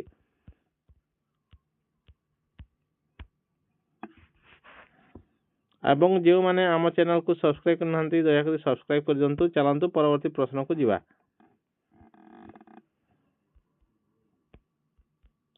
136 ନମ୍ବର ପ୍ରଶ୍ନ, ଶିଶୁମାନଙ୍କୁ ଗଳ୍ପ କହିବା ବିଷୟରେ କେଉଁଠି ଠିକ୍ ନୁହେଁ? ତାପରେ ଏଇଟା ତଳେ ଅଛି, ଗଳ୍ପ ଶ୍ରବଣ ଶିଶୁଙ୍କୁ କେଉଁଥିରେ ସାହାଯ୍ୟ କରେ? ଏଇ ଜିନିଷଟାରେ ଠିକ୍ ନୁହେଁ କ'ଣ? ନା ଏହାର ସଠିକ୍ ଉତ୍ତର ହେଇଯିବ ସମସ୍ୟା ସମାଧାନ କୌଶଳର ବୃଦ୍ଧି କରିବାରେ ଗଳ୍ପ ଶ୍ରବଣ ସାହାଯ୍ୟ করে ନାହିଁ। ଦେଖନ୍ତୁ, ଜୀବନରେ ପାଳନ କରିବା ପାଇଁ ନୂତନ ଆଦର୍ଶ ଓ ମୂଲ୍ୟବୋଧ ଶିକ୍ଷା କରିଥାଏ। ନୂତନ ଶବ୍ଦ ଜାଣି ସେଗୁଡ଼ିକର ଶବ୍ଦ ଜ୍ଞାନ ବଢ଼ାଇଥାଏ। ଗଳ୍ପ କହିବା ଦ୍ୱାରା ବାକ୍ୟ ଗଠନ ମଧ୍ୟ ଶିକ୍ଷା ମିଳିଥାଏ। ପରବର୍ତ୍ତୀ ପ୍ରଶ୍ନ, ତେଣୁ ଏହାର ସଠିକ୍ ଉତ୍ତର ହେବ 1। 137 ନମ୍ବର ପ୍ରଶ୍ନ ଦେଖିବା। 137, ଯୋଡ଼ି ହୋଇ କାର୍ଯ୍ୟ କରାଇବା ପାଇଁ ଶିକ୍ଷକ ପାଠ୍ୟରେ ଥିବା ଏକ ବିଷୟକୁ ସୁହାଇଲା ଭଳି ଏକ ଭିଡ଼ିଓ ପାଇଲେ। ଏହି ଯୋଡ଼ କାର୍ଯ୍ୟର ଉଦ୍ଦେଶ୍ୟ ହେଲା, ତାହେଲେ ଏହାର ସଠିକ୍ ଉତ୍ତର ହେଇଯିବ ଯୋଡ଼ି ଯୋଡ଼ି ହୋଇ କାର୍ଯ୍ୟ କଲେ ତାହା ଶୀଘ୍ର ହୋଇପାରିବ। ଦେଖନ୍ତୁ, ବିନା ଶିକ୍ଷକଙ୍କର ସହାୟତାରେ କାର୍ଯ୍ୟ କରିବା ଏପରି କୌଣସି ନିୟମ ନାହିଁ। ଶିକ୍ଷକଙ୍କ ସହାୟତା ନେବେ ବୋଲି କୁହାଯାଇଛି। କିନ୍ତୁ ଭାଷା ସଚେତନତା ବୃଦ୍ଧି କରିବା ମଧ୍ୟ ଠିକ୍ ଅଛି। ଏଇଟା ଠିକ୍ ଭାଷା ସଚେତନତା ବୃଦ୍ଧି କରିବାର ଲକ୍ଷ୍ୟ ନୁହେଁ ଏଇ ଜିନିଷଟା କରିବା। ଯୋଡ଼ି ହୋଇ କାର୍ଯ୍ୟ କରିବାର କାର୍ଯ୍ୟର ଆକଳନ କରିବା ମଧ୍ୟ ଠିକ୍ ନୁହଁ। କିନ୍ତୁ ଯୋଡ଼ି ଯୋଡ଼ି ହୋଇ କାର୍ଯ୍ୟ କଲେ ତାହା ଶୀଘ୍ର ଶେଷ ହୋଇଯିବ। ଆକଳନ କରିବା ତ ନେଗେଟିଭ ହିଁ ଅଛି। ଆଉ ଭାଷା ଶିକ୍ଷଣର ସହାୟକ ପାଠ୍ୟ ଭାବରେ ଗଳ୍ପ ଓ ଆଖ୍ୟାୟିକାର ସଂକଳନ ନିର୍ଦ୍ଧାରଣ କରାଯାଇଛି। ଏହି ସହାୟକ ପାଠ୍ୟର ମୁଖ୍ୟ ଉଦ୍ଦେଶ୍ୟ କ'ଣ? ତାହେଲେ ଏହାର ସଠିକ ଉତ୍ତର ହେବ ଅପସନ୍ 2 ହେବ ସଠିକ ଉତ୍ତର, ବିସ୍ତୃତ ପଠନର ପ୍ରସାର। ମାନସିକ ଆଦର୍ଶ ପଠନର ପ୍ରସାର ହେବ ନାହିଁ କିମ୍ବା ବହୁଭାଷିକତାର ପ୍ରଚାର ମଧ୍ୟ ହେବ ନାହିଁ। ପୁଙ୍ଖାନୁପୁଙ୍ଖ ପଠନର ପ୍ରସାର ମଧ୍ୟ ହେବ ନାହିଁ। ବିସ୍ତୃତ ପଠନର ପ୍ରସାର ହେବ। ଦେଖନ୍ତୁ ଗଳ୍ପ, ଏକାଙ୍କିକା ଏସବୁ କ'ଣ? ଏକ୍ସଟେନ୍ସିଭ ରିଡ଼ିଂ ବା ବିସ୍ତୃତ ବା ପଠନ ବା ବ୍ୟାପକ ପଠନ। ତେଣୁ ଏଇଟା ହେଇଯିବ ଅପସନ୍ 2 ହେଇଯିବ ସଠିକ ଉତ୍ତର। ପରବର୍ତ୍ତୀ ପ୍ରଶ୍ନ।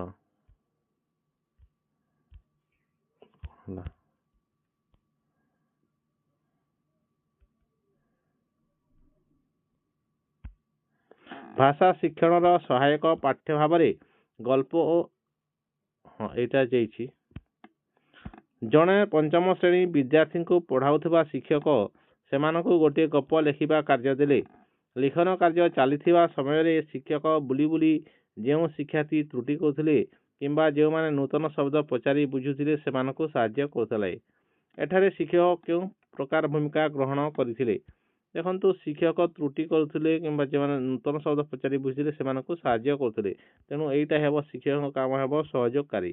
ନିଦାନ ଶାସ୍ତ୍ର ବିଶାରଦ ହେବ ନାହିଁ, ମ୍ୟାନେଜର ହେବ ନାହିଁ କି ପ୍ଲାନର ମଧ୍ୟ ହେବ ନାହିଁ। 140 ନମ୍ବର ପ୍ରଶ୍ନ ଦେଖିବା। ଏଥିରୁ କେଉଁଟି ଭାଷା ଶିକ୍ଷକଙ୍କର ମୂଳ ଦାୟିତ୍ୱ? ବିଭିନ୍ନ ଶ୍ରେଣୀରେ ଶିକ୍ଷାର୍ଥୀଙ୍କୁ ଦଳରେ ଭାଗ କରିବା ଏହା ନୁହେଁ। ଶିକ୍ଷାର୍ଥୀଙ୍କୁ ନିର୍ଦ୍ଦେଶ ତ ଦେବା ନୁହେଁ, ନେଗେଟିଭ ଅଛି। ଶିକ୍ଷାର୍ଥୀଙ୍କର କଥୋପକଥନର ଆବଶ୍ୟକତା ଜାଣିବା, ଠିକ ଅଛି। ଆବଶ୍ୟକତା କେବଳ ଜାଣିଦେଲେ ମଧ୍ୟ ହେବ ନାହିଁ। ଶିକ୍ଷା ପାଇଁ ପ୍ରସଙ୍ଗ ଚୟନ କରିବା ହେବ ସଠିକ ଉତ୍ତର। ଅପସନ୍ 4 ହେବ ସଠିକ ଉତ୍ତର। ପରବର୍ତ୍ତୀ ପ୍ରଶ୍ନ ଦେଖିବା। ପଠନ ଗୋଟିଏ ଶବ୍ଦର ଉଚ୍ଚାରଣ ଠାରୁ ଅଧିକ କିଛି, ଠିକ ଅଛି। ପଠନ ଏକ ପ୍ରକାର ଡିକୋଡିଂ, ଏହା ତ ଠିକ ନାହିଁ। ତେଣୁ ଏହାର ସଠିକ ଉତ୍ତର ହେବ ଉଭୟ ଏ ଓ ଆର୍ ସତ୍ୟ କିନ୍ତୁ ଯୁକ୍ତି ନୁହେଁ। ସରି, ଏଇଟା ମଧ୍ୟ ରାଇଟ୍ ହେବ। ପଠନ ଗୋଟିଏ ପ୍ରକାର ଡିକୋଡିଂ ନା, କିନ୍ତୁ ଗୋଟିଏ ଶବ୍ଦର ଉଚ୍ଚାରଣ ଠାରୁ ଅଧିକ କିଛି ଏହାର ଯୁକ୍ତି ହେବ ନାହିଁ। ତେଣୁ ଏହାର ସଠିକ ଉତ୍ତର ହେଇଯିବ ଅପସନ୍ 4 ହେଇଯିବ ସଠିକ ଉତ୍ତର। ପଠନ କାହିଁକି ଡିକୋଡିଂ? ନା, ଗୋଟିଏ ଜିନିଷ ଲେଖା ହେଇଛି, ମନେ କରାଯିବ ଲେଖା ହେଇଛି ଗଳ୍ପ, ତ ଆମେ ସେଇଟାକୁ ଡିକୋଡିଂ କଲା ଏବଂ ତାହାକୁ ଉଚ୍ଚାରଣରେ ଆଣିଲା, ପଢ଼ିଲା। ତେଣୁ ଏହା ହେବ ଡିକୋଡିଂ କରାଯାଉଛି। ପଠନ ଗୋଟେ ଡିକୋଡିଂ କରାଯାଉଛି। ଗୋଟିଏ ଫର୍ମାଟରେ ତାହାକୁ ଲେଖା ହେଇଛି। ମନେ କରାଯାଉ ଆମର କମଲ, ଏଇ କମଲକୁ ହିନ୍ଦୀରେ କମଲ ଲେଖା ହେଇଛି। ତ ଆମେ କ'ଣ ତାକୁ କୋଡ଼ିଂ କରୁଛୁ। କୋଡ଼ିଂରେ ଲେଖା ହେଇଛି ଏଇଟା, ଏଇ ଧ୍ୱନିକୁ କୋଡ଼ିଂରେ ଲେଖା ହେଇଛି, କିନ୍ତୁ ଆମେ ତାହାକୁ ଡିକୋଡିଂ କରି ଉଚ୍ଚାରଣ କରୁଛୁ ବା ପଢ଼ୁଛୁ। ତେଣୁ ଏହା ପଠନ ଗୋଟେ ପ୍ରକାର ଡିକୋଡିଂ ଅଟେ। ବୁଝିପାରିଲେ? ତ ଏହା ମଧ୍ୟ ଠିକ ଅଛି। ତେଣୁ କିନ୍ତୁ ଯୁକ୍ତି ଅଲଗା ଅଲଗା ଅଛି। ତେଣୁ ଅପସନ୍ 4 ହେଇଯିବ ସଠିକ ଉତ୍ତର।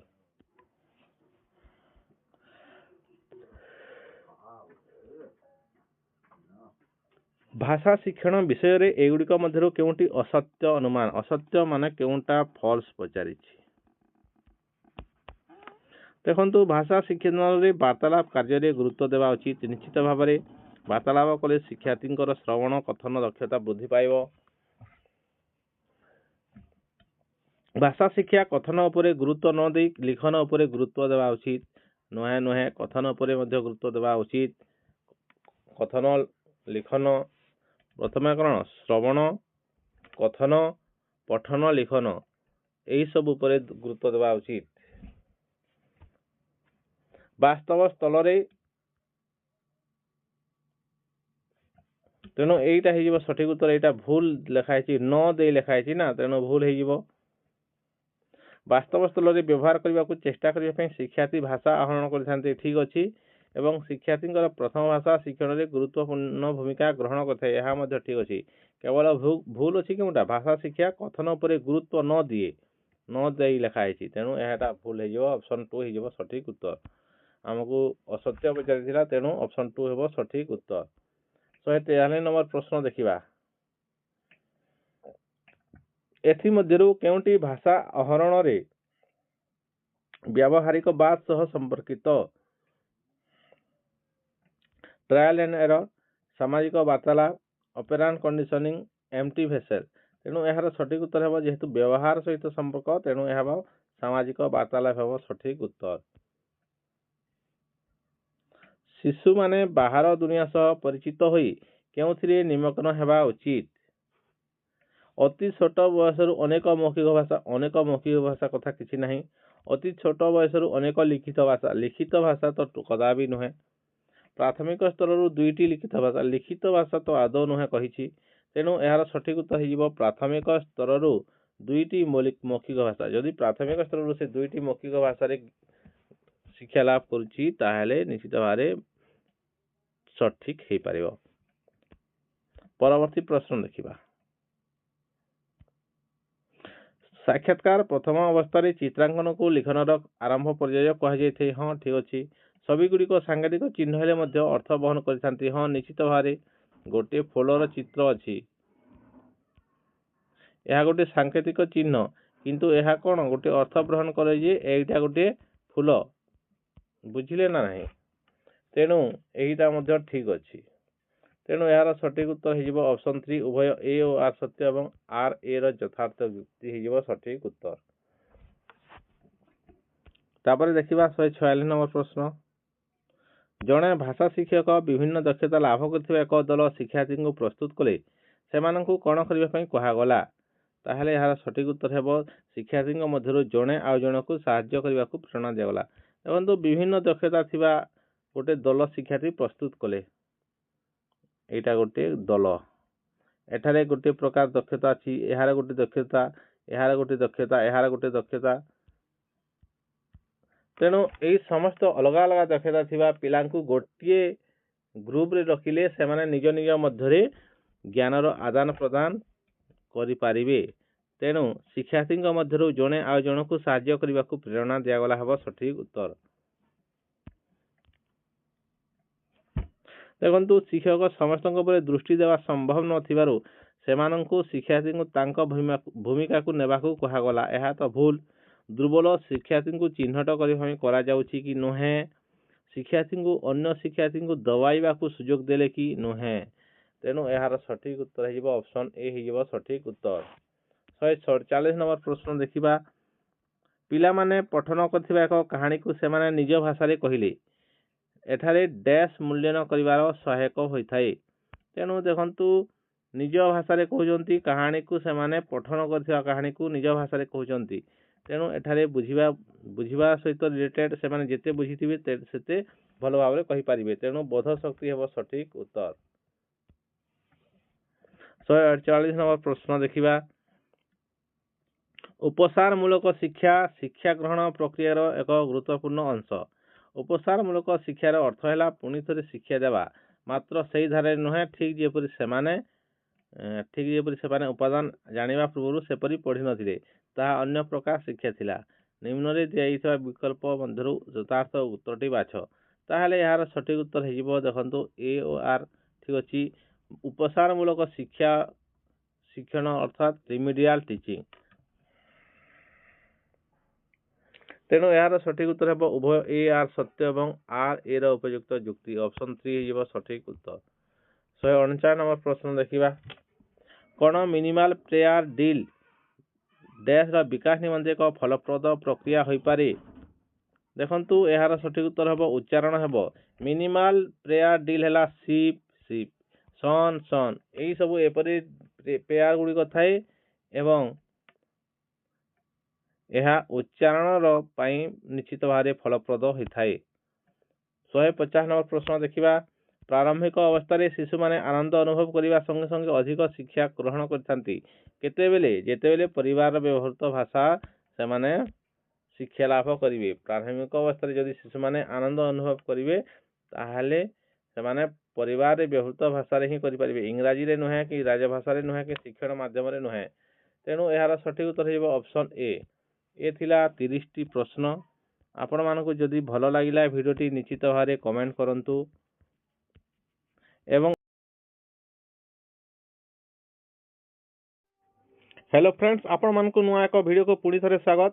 आज आम देखा सीटीटी एनसर की 2026 आज 8 तारिख होता सीटीटी देखा। ताहले ए पेपर टू प्रीवियस वीडियो रे आम पेपर 1 रो लैंग्वेज 1 ओडिया करथिले।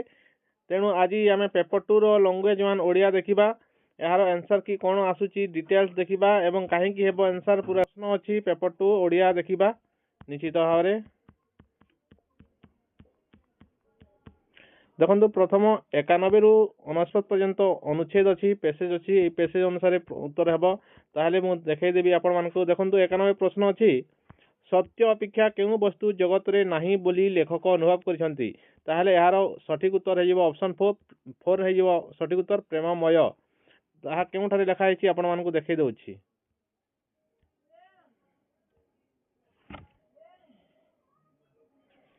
प्रेममय वस्तु आउ किछि नाही। देखंतु सत्य अपेक्षा सौंदर्यमय एवं प्रेममय वस्तु आउ किछि नाही। तेणु प्रेममय हेइबो सठिक उत्तर। परवर्ती प्रश्न 92 रो हेइबो भाव रुचि शिक्षा अनुसार बारंगना को देखिले जे कोनोसी लोक कोन अनुभव करथाय। ताहले यार सठिक उत्तर हेइबो सौंदर्य। ताहले या केउठी अछि मु आपण मानकु देखै दउछि। देखंतु भाव जेपरी रुचि जेपरी शिक्षा सही भाव में बारंगना को देखिले तार सौंदर्य उपलब्धि कले। तेणु सौंदर्य उपलब्धि करी हुए यह हेब सठिक उत्तर। सौंदर्य हेब सठिक उत्तर। कहार पूजा न कले वास्तव सौंदर्य देखा जाए नाही। ताहले यार सठिक उत्तर हेजिबो प्रेमर। केउठारे लिखा हैछि आपण मानकु देखै दउछि। देखंतु प्रेमर पूजा न कले प्रकृत सौंदर्य देखा जाए नाही। ठीक अछि। ताहले परवर्ती प्रश्न देखिबा 94 सतीर दीर्घ श्वास किए इह लोकरू अपसृत होता है। तेणु देखंतु यार सठिक उत्तर कौन हो आपण मानकु कहि दउछि।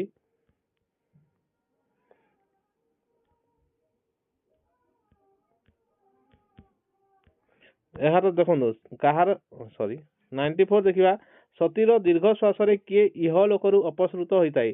तेणु यार सठिक उत्तर आक्रमणकारी दुर्बृत्त हेब। तेणु यह केउठारे लिखा हैछि। देखंतु सतीर दीर्घ श्वास एवं सौंदर्य और प्रेमर अपूर्व महिमार अति शीघ्र से आक्रमणकारी पशु को चिरकाल यह लोकरू अपसृत हेबाकू होता है। तेणु आक्रमणकारी पशु एठारे आक्रमणकारी पशु माने आक्रमणकारी दुर्बुद्ध कथा कह जाउछि। एठारे ना हिंस्र पशु कथा कह जाउ नाही। हिंस्र पशु कथा कह जाउ नाही। आक्रमणकारी पशुर अर्थ हिंस्र पशु नुहे आक्रमणकारी दुर्बृत्त हेब सठिक उत्तर। ऑप्शन सी हेजिबो ऑप्शन 3 हेजिबो सठिक उत्तर। बुझिले। कहार सौंदर्य कोनोसी मनुष्य को वंचित करि नाही बोली लेखक कहिसंती। ताहले यार सठिक उत्तर हेजिबो बारंगनार।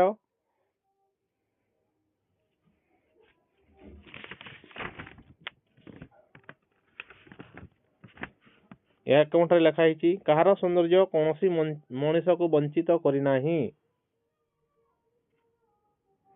हाँ देखंतु मु आपण मानको देखौछि या केउठारे लिखा हैछि डायरेक्ट आमे पूरा एही बारंगनार सौंदर्य कहारी को वंचित करि नाही। पूरा डायरेक्ट अछि। एठारे कोनोसी डाउट नाही। बारंगना हेबो सठिक उत्तर। सौंदर्यर केउ संधि विच्छेद ठीक हेबो। तेणु यार सठिक उत्तर हेबो सुंदर जोग ज। सुंदर जोग ज हेबो सठिक उत्तर ऑप्शन 2।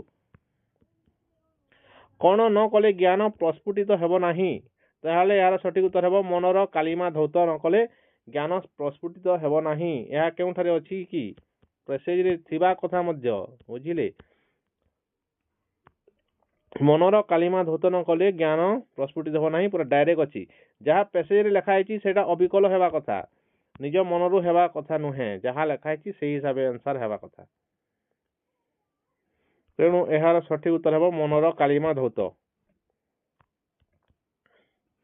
इह लोकर विपरीत शब्द कौन। तो इह लोकर विपरीत शब्द परलोक होइबो ଭୂଲୋକ ହେବ ନାହିଁ ନା ଅନ୍ୟ ଲୋକ ମଧ୍ୟ ହେବ ନାହିଁ, ଆଉ ଗୋଟେ ଗୋଲୋକ ମଧ୍ୟ ହେବ ନାହିଁ। କଣ ମନୁଷ୍ୟକୁ ଆଦର୍ଶ ପଥରୁ ବିଚ୍ୟୁତ କରିଥାଏ? ତେଣୁ ଏହାର ସଠିକ ଉତ୍ତର ହେବ ରୂପଜ ମୋହ। ଏଠାରେ ଲେଖା ହେଇଛି କେଉଁଠାରେ ଦେଖିବା। ଦେଖନ୍ତୁ ଏଇଟା ବହୁତ ଇଜି ଥିଲା। ରୂପଜ ମୋହ ମନୁଷ୍ୟକୁ ଆଦର୍ଶ ପଥକୁ ନେବା ଦୁରୂହ। ତେଣୁ ଏଇଟା ହେବ ସଠିକ ଉତ୍ତର। ରୂପଜ ମୋହ ହେବ ସଠିକ ଉତ୍ତର।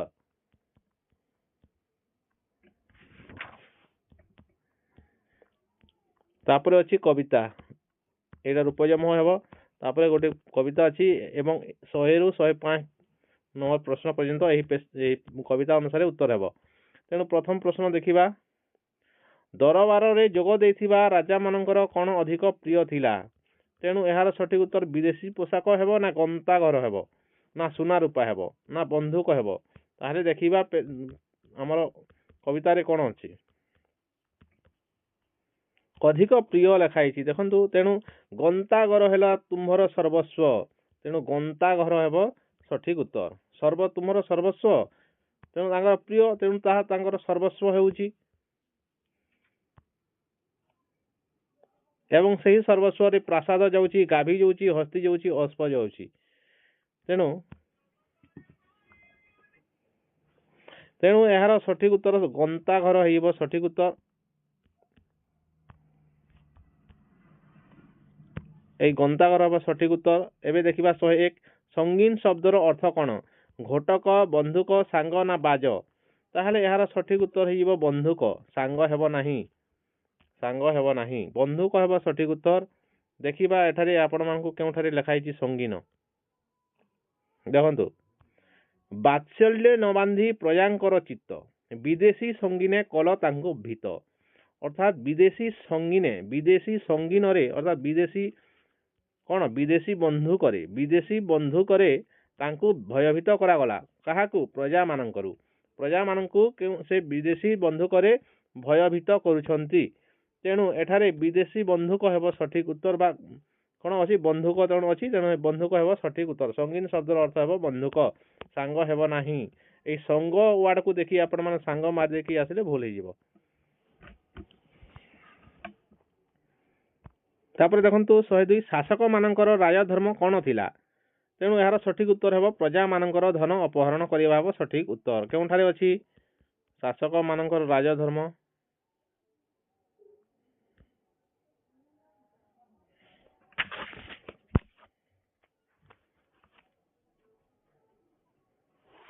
କେଉଁଠାରେ ଅଛି ଦେଖିବା। ହଁ ଦେଖନ୍ତୁ, ଏଠାରେ ଲେଖା ହେଇଛି ରାଜଧର୍ମ ହେଲା ପ୍ରଜାଧନ ବୁହା। ଅର୍ଥାତ୍ ପ୍ରଜାମାନଙ୍କର ଧନକୁ ବୁହି ଆଣିବା, ଅର୍ଥାତ୍ ଅପହରଣ କରି ଆଣିବା। ତେଣୁ ପ୍ରଜାମାନଙ୍କର ଧନକୁ ଅପହରଣ କରି ଆଣିବା ହେବ ସଠିକ ଉତ୍ତର। ପ୍ରଜାଙ୍କ ଧନକୁ ଅପହରଣ କରିବା, ଏଇଟା ହେଇଯିବ ସଠିକ ଉତ୍ତର। ହେଇଯିବ ଅପସନ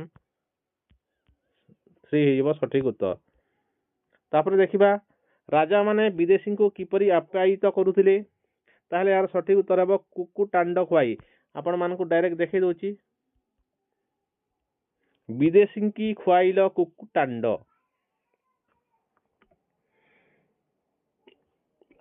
ତେଣୁ ସେ କୁକୁଟାଣ୍ଡ ଖୁଆଇ ବିଦେଶୀଙ୍କୁ ଆପ୍ୟାୟିତ କରୁଥିଲେ। ଏହି କୁକୁଟାଣ୍ଡ ଶବ୍ଦର ଅର୍ଥ କିଏ ଜାଣିଛ ଯଦି କମେଣ୍ଟ କରିବ, ନହେଲେ ମୁଁ ପରବର୍ତ୍ତୀ ସମୟରେ କମେଣ୍ଟ ମାଧ୍ୟମରେ ପିନ୍ କରିଦେବି। ଠିକ ଅଛି। ରାଜା ଓ ପ୍ରଜାଙ୍କ ମଧ୍ୟରେ ସମ୍ପର୍କ କିପରି ଥିଲା? ପିତା ପୁତ୍ର ପରି ଥିଲା କି ନୁହେଁ? ଶୁକ ସାରିକା ପରି ମଧ୍ୟ ନଥିଲା। ସିଂହ ଶୋଷକ ପରି କିଛି ଲୋକ କହୁଛନ୍ତି, କିନ୍ତୁ ଏଇଟା ମାରିକି ଆସିଛନ୍ତି। ଏଇଟା ଭୁଲ ଉତ୍ତର ହେଇଯିବ। ସିଂହ ଶୋଷକ ନୁହେଁ, ଏଇଟା ହେବ ବାଜପାରା ପରି ହେବ ସଠିକ ଉତ୍ତର। ବାଜପାରା ହେବ ସଠିକ ଉତ୍ତର। କାହିଁକି ନା ଏଠାରେ ଲେଖା ହେଇଛି, ଦେଖି ଦଉଛି ମୁଁ ଆପଣମାନଙ୍କୁ। ଦେଖନ୍ତୁ, ରାଜା ପ୍ରଜା ଏବେ ହେଲେ ବାଜପାରା। ତେଣୁ ରାଜା ହେଲେ ବାଜ ଏବଂ ପ୍ରଜା ହେଲେ ପାରା। ରାଜା ପ୍ରଜା ହେଲେ ବାଜପାରା। ତେଣୁ ରାଜା ଏବଂ ପ୍ରଜା ମାନଙ୍କ ମଧ୍ୟରେ ସମ୍ପର୍କ ବାଜପାରାର ସମ୍ପର୍କ ରହିଲା। ତେଣୁ ବାଜପାରା ହେଇଯିବ ସଠିକ ଉତ୍ତର। ପରବର୍ତ୍ତୀ ପ୍ରଶ୍ନ ଦେଖିବା। ରାଜା ମାନେ ପ୍ରଜାଙ୍କୁ କିପରି ଭୟଭୀତ କରୁଥିଲେ? ତେଣୁ ଏହା ବିଦେଶୀ ବନ୍ଧୁକ ଦେଖାଇ ହେବ। ଏବେ ଆଲୋଚନା କରିଥିଲି ଏହି ସଙ୍ଗୀନ ଶବ୍ଦର ଅର୍ଥ ବୁଝାଇଲା ବେଲେ କେଉଁଠାରେ ଲେଖା ହେଇଛି? ଏଇଟା ବାତ୍ସଲ୍ୟ ନ ବାନ୍ଧି ପ୍ରଜାଙ୍କର ଚିତ୍ତ ବିଦେଶୀ ସଙ୍ଗୀନେ କଲ ତାଙ୍କୁ ଭୀତ। ଅର୍ଥାତ୍ ଭୟଭୀତ କରିବା, ତାଙ୍କୁ ଭୟ ଦେଖାଇଲେ ପ୍ରଜାଙ୍କୁ କ'ଣ ଦେଖାଇ? ବିଦେଶୀ ସଙ୍ଗୀନ ଦେଖାଇ ତାଙ୍କୁ ଭୟଭୀତ କଲେ। ତେଣୁ ସଙ୍ଗୀନର ଶବ୍ଦର ଅର୍ଥ ଏଠାରେ ବନ୍ଧୁକ ହେଇଛି ଏବଂ ଏଠାରେ ଆମର ରାଜାମାନେ ପ୍ରଜାଙ୍କୁ କିପରି ଭୟଭୀତ କରୁଥିଲେ? ବିଦେଶୀ ବନ୍ଧୁକ ଦେଖାଇ ହେବ, ଏହା ସଠିକ ଉତ୍ତର। ଏହି ସଙ୍ଗୀନ ଶବ୍ଦର ଯିଏ ଅର୍ଥ ଜାଣିଛି ତାହେଲେ ସେ ଦୁଇଟି ଉତ୍ତର ମାରିବ, କିମ୍ବା ଏହାର ଅର୍ଥ ମଧ୍ୟ ସେ ଯଦି ଜାଣିଯିବ ତାହେଲେ ନିଶ୍ଚିତ ଭାବରେ ସେଇ ଦୁଇଟି ଉତ୍ତର କରିଥିବ। ଯିଏ ଯଦି ସଙ୍ଗୀନ ଶବ୍ଦର ଅର୍ଥ ସାଙ୍ଗ ବୋଲି ଭାବି ନେଇଛି ତାହେଲେ ଏଇ ଦୁଇଟି ଆନ୍ସର ତାଙ୍କର ଭୁଲ ହେଇଥିବ ନିଶ୍ଚିତ ଭାବରେ।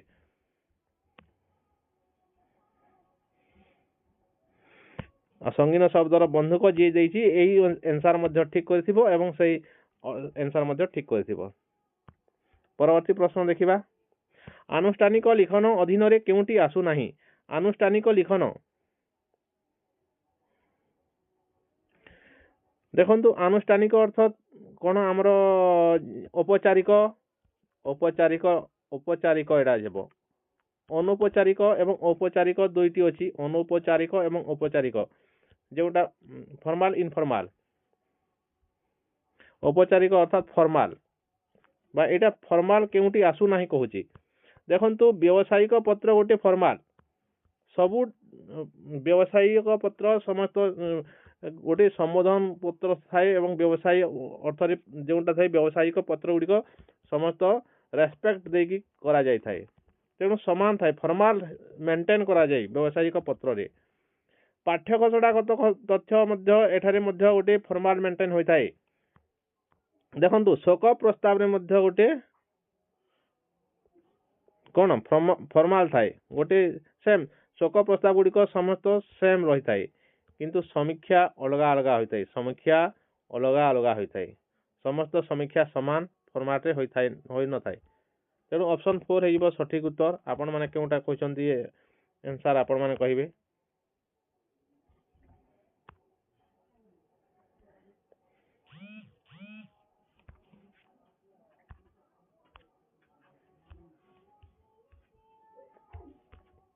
ପରବର୍ତ୍ତୀ ପ୍ରଶ୍ନ ଦେଖିବା। ଏହାର ସଠିକ ଉତ୍ତର ହେବ ମୋ ମତରେ ସମୀକ୍ଷା।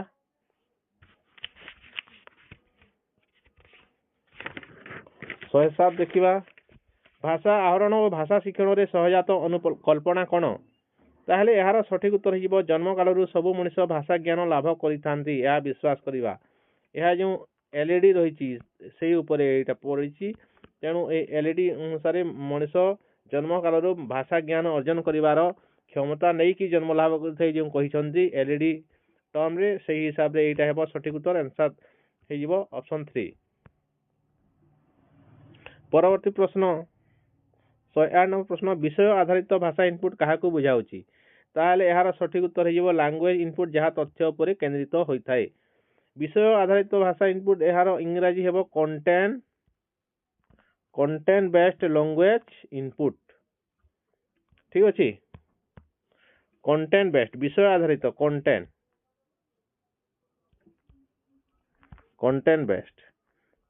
ବେଷ୍ଟ ଯେହେତୁ ହେଉଛି ତେଣୁ କଣ୍ଟେଣ୍ଟ ଗୁଡ଼ିକ କ'ଣ ରହିଥାଏ ଏଇ ହିସାବରେ ହେବ। କିନ୍ତୁ ଯଦି ଲାଙ୍ଗୁଏଜ ଇନପୁଟ, ଯଦି ଭାଷା ବ୍ୟବହାର କରିବା, এইটা ହେବ ଭାଷା ବ୍ୟବହାର କିପରି ହେବ ବ୍ୟବହାର କରାଯିବ, এইটা ଆମର ହେବ ଫଙ୍କସନ ବେଷ୍ଟ। এই ଅପସନ୍ ଏଟା ହେବ ଫଙ୍କସନ ବେଷ୍ଟ। ତେଣୁ এই ଅପସନ୍ 1 ଆନ୍ସର ହେବ ନାହିଁ, ଯେହେତୁ କଣ୍ଟେଣ୍ଟ ବେଷ୍ଟ ପ୍ରଶ୍ନ ପଚାରିଛି। କଣ୍ଟେଣ୍ଟ ବେଷ୍ଟ ଅପସନ୍ 3 ହେଇଯିବ ସଠିକ ଉତ୍ତର।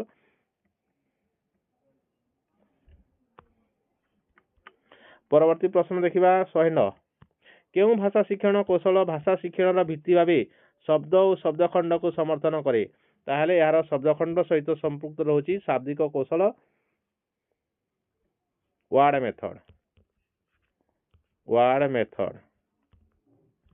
ଠିକ ଅଛି, ତେଣୁ ଅପସନ୍ 3 ହେବ ସଠିକ ଉତ୍ତର। 110 নম্বର ପ୍ରଶ୍ନ ଦେଖିବା। ବିଦ୍ୟାଳୟ ଶିକ୍ଷାରେ କେଉଁଟି ବହୁଭାଷିକତାର ଲକ୍ଷ୍ୟ ନୁହେଁ? ଦେଖନ୍ତୁ ବହୁଭାଷିକତାର ଲକ୍ଷ୍ୟ, ଏହାର ସଠିକ ଉତ୍ତର ହେବ ଅପସନ୍ 3 ହେଇଯିବ ସଠିକ ଉତ୍ତର। ତ୍ରିଭାଷୀ ସୂତ୍ରରେ ମାତୃଭାଷା ହିନ୍ଦୀ ଆଉ ଇଂରାଜୀ ପଢିବା, এইটা ବହୁଭାଷିକତାର ଲକ୍ଷ୍ୟ ନୁହେଁ। जो माने ऑप्शन 2 भावुछंती जेते दूर संभव शिक्षण माध्यम एक भाषा और मातृभाषा शिक्षा हेबा एहिटा सठिक अछि यह लक्ष्य नुहे और लक्ष्य एटा लक्ष्य अटे किंतु त्रिभाषी सूत्र गोटे अलगा ठीक अछि कहीं ना देखो बहुभाषिकतार अर्थ आपण मानक एठारे कहि दउछि जे मल्टीलिंगुअलिज्म जोटा आमर आदिवासी भाषा रे ओडिसा रे आदिवासी भाषा रे जो पढ़िबा पई जो सुयोग दिया जाउछि सेठारे कोन हिंदी पढ़ा जाउछि इंग्रजी की नुहे से प्रथम जो बहुभाषिकता जो रहुछि जो आदिवासी अंचल जो आदिवासी भाषा रहुछि जेमिति सांताली बिंझाल भाषा एवं जो हो भाषा ओराम भाषा এই ভাষাରେ बहुभाषिकता शिक्षा दिया जाउछि यार लक्ष्य कोन अछि ना शिक्षार्थी कोन जेते दूर संभव शिक्षण माध्यम तांकर मातृभाषा हेबो से माने तांकर मातृभाषा रे शिक्षा करिवे तांकर मातृभाषा रे शिक्षा करिवे तेणु एमएलए टीचर जो दिया जाउछि एमएलए टीचर ओडिसा रे जो दिया जाउछि एमएलए टीचर कोन पाई नै बहुभाषिकता पाई से माने तांकर निजर भाषा रे पढ़ांती ना से माने मातृभाषा हिंदी एवं इंग्रजी पढ़ांती तेणु एईटा हे जिवो एईटा त्रिभाषी सूत्र ए जो एनसीएफ 2005 अनुसार जो त्रिभाषी सूत्र दिया जाउछि तार लक्ष्य तीनोटी भाषा को पढ़िबा किंतु बहुभाषिकतार लक्ष्य तांकर मातृभाषा रे पढ़िबे से माने सांताली पढ़िबा सहित ओडिया पढ़िबे एवं हिंदी इंग्रजी मध्य पढ़िबे किंतु जेते दूर संभव से माने तांकर मातृभाषा रे शिक्षा ग्रहण करिवे तेणु ऑप्शन 3 एटा लक्ष्य नुहे परवर्ती प्रश्न देखिबा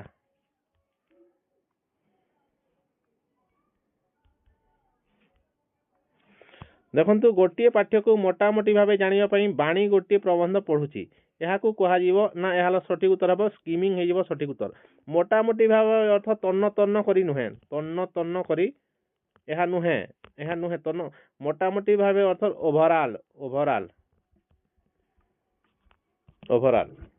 बा जिस्ट मोटामोटी भावे को जो माने तन्न तन्न बुझी जाइछंती किंबा ओवरऑल बुझिछंती এই তন্ন তন্ন যে মানে বুঝিছন্তি তাহা সে মানে ভুল করিছন্তি কিন্তু এ ওভারঅল এবং জিस्ट को বুঝাউছি তেণু এହାର সঠিক উত্তর ହେବ স্কিমিং ହେବ সঠিক উত্তর সমালোচনাত্মক পঠন ହେବ ନାହିଁ স্ক্যানিং ମଧ୍ୟ ହେବ ନାହିଁ ନା ଅନୁମାନ ମଧ୍ୟ ହେବ ନାହିଁ মোটামোটি অর্থাৎ ওভারঅল বা জিस्ट পঢ়িবা ହେଉଛି স্কিমিং को বুঝাই অপশন 3 ହେବ সঠিক উত্তর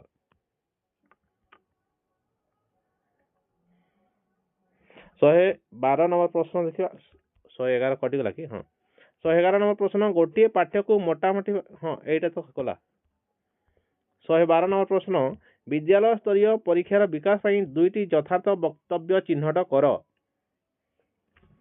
ताहले यार सठिक उत्तर हे जिवो ऑप्शन ए और बी ए ऑप्शन 1 हे जिवो सठिक उत्तर देखंतु ए ऑप्शन ए मध्ये ठीक अछि ऑप्शन बी मध्ये ठीक अछि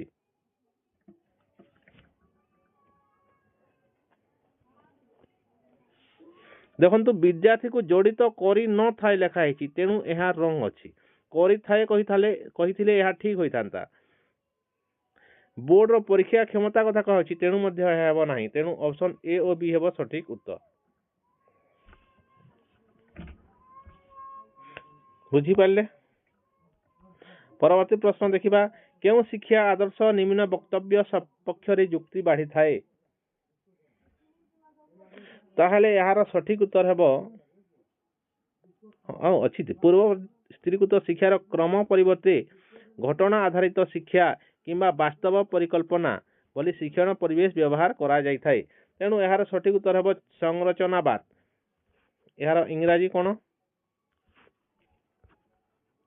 एटा हेबो सठिक उत्तर कंस्ट्रक्टिविज्म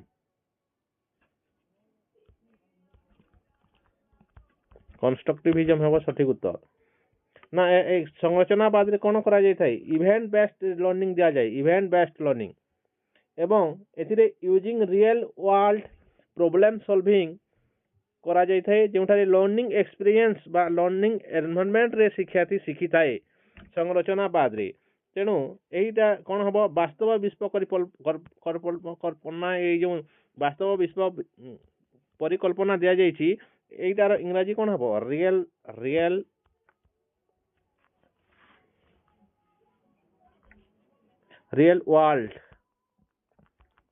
ୱାର୍ଲଡ ପ୍ରୋବ୍ଲେମ ସଲଭିଂ। ତେଣୁ ଏହି ବାସ୍ତବ ବିଶ୍ୱ ପରିକଳ୍ପନା ହିସାବରେ ଦେଖିବା ଏବଂ ଘଟଣାକୁ ଦେଖିବା। ତେଣୁ ଏଇଟା ଯେହେତୁ ରିଏଲ ଏନଭାରମେଣ୍ଟରେ କରାଯାଉଛି ତେଣୁ ଏଇଟା ହେବ ସଂରଚନାବାଦ।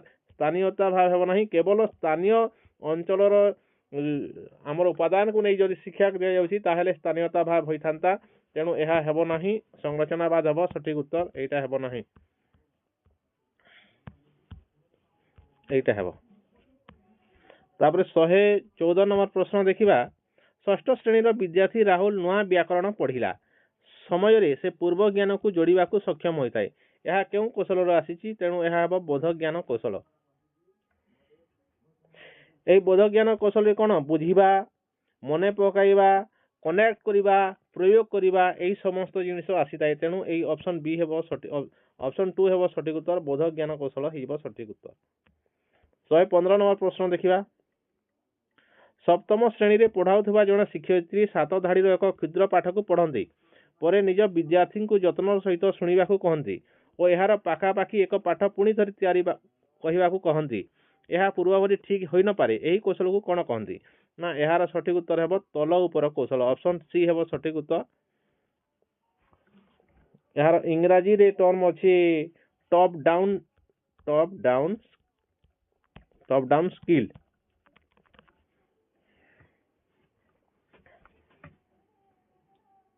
ଅନୁଚ୍ଛେଦ ଲିଖନ ହେବ ନାହିଁ, ଏହା ଗୋଟିଏ କୌଶଳ ନୁହେଁ।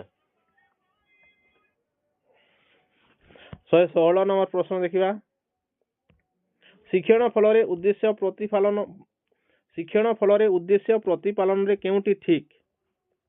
ତାହେଲେ ଏହାର ସଠିକ ଉତ୍ତର 116 ର ସଠିକ ଉତ୍ତର ହେବ ଅପସନ୍ 4 ଏ ଓ ଡି ହେଇଯିବ ସଠିକ। ଏ ଏବଂ ଡି ହେବ ସଠିକ। ଠିକ ଅଛି,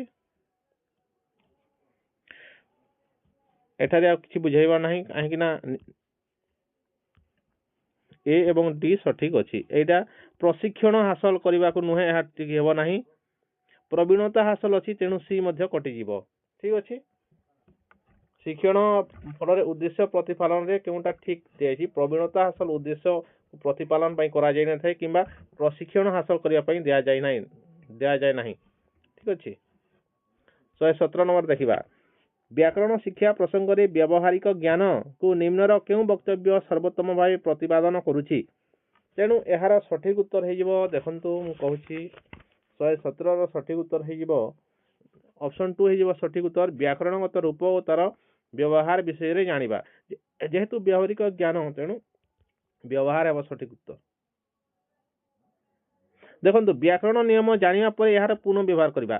ଦେଖନ୍ତୁ ପ୍ରଥମେ ବ୍ୟାକରଣ ନିୟମ ଜାଣିବା, ଏହାର ଏମିତି କିଛି ନିୟମ ନାହିଁ ଯେହେତୁ ବ୍ୟବହାରିକ ଜ୍ଞାନକୁ ବୁଝାଉଛି। ଏହା କ'ଣ ସ୍ୱାଭାବିକ ଭାବରେ ଆସିଥାଏ, କିନ୍ତୁ ସେ ମନେ ରଖି ବ୍ୟାକରଣକୁ ମନେ ରଖି ସେ ବ୍ୟବହାର କରେ ନାହିଁ ବ୍ୟବହାରିକ ଜ୍ଞାନରେ। ଏଇଟା ଓଲ୍ଡ ମେଥଡ଼ ହେଇଯିବ। ଯଦି ବ୍ୟାକରଣ ନିୟମ ଜାଣିବ ଏବଂ ପରେ ତାକୁ ବ୍ୟବହାର କରିବ, ତେଣୁ ଏଇଟା ଓଲ୍ଡ ହେଇଯିବ। ତେଣୁ ଅପସନ୍ 3 ହେବ ନାହିଁ, ଅପସନ୍ 2 ହେଇଯିବ ସଠିକ ଉତ୍ତର। ବ୍ୟାକରଣ ବହିରୁ ବୁଝିବା, ଏହା ମଧ୍ୟ ହେବ ନାହିଁ। 118 ନମ୍ବର ପ୍ରଶ୍ନ ଦେଖିବା। ଦୈନନ୍ଦିନ କାର୍ଯ୍ୟରେ ଇଂରାଜୀ ଭାଷା ବ୍ୟବହାର କରି କହିବା ଏବଂ ସୂତ୍ର ଶିଖିବା ମଧ୍ୟରେ ଏକ ସରକାରୀ ହାଇସ୍କୁଲରେ ଇଂରାଜୀ ପଢ଼ାଉଥିବା ଶିକ୍ଷୟିତ୍ରୀ ଉଷାରାଣୀ ନିଜ ବିଦ୍ୟାର୍ଥୀଙ୍କୁ ସମର୍ଥନ କରିଥାନ୍ତି।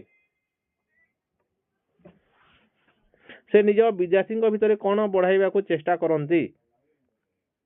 ତାହେଲେ ଏହାର ସଠିକ ଉତ୍ତର ହେଇଯିବ ମୌଳିକ ଆନ୍ତର୍ବ୍ୟକ୍ତିକ କଥୋପକଥନ କୌଶଳ। ତାର ଇଂରାଜୀ ହେଉଛି BICS, ବେସିକ୍ ଇଣ୍ଟରପର୍ସନାଲ କମ୍ୟୁନିକେଟିଭ ସ୍କିଲ୍। ଏହାର କ'ଣ ସୂତ୍ର ଶିଖିବା ମାଧ୍ୟମରେ ଭାଷା ବ୍ୟବହାର କରିବା ମାଧ୍ୟମରେ ଏଇ କଲାଗଲେ ଏଇଟାକୁ BICS କୁହାଯାଏ, ବେସିକ୍ ଇଣ୍ଟରପର୍ସନାଲ କମ୍ୟୁନିକେଟିଭ ସ୍କିଲ୍।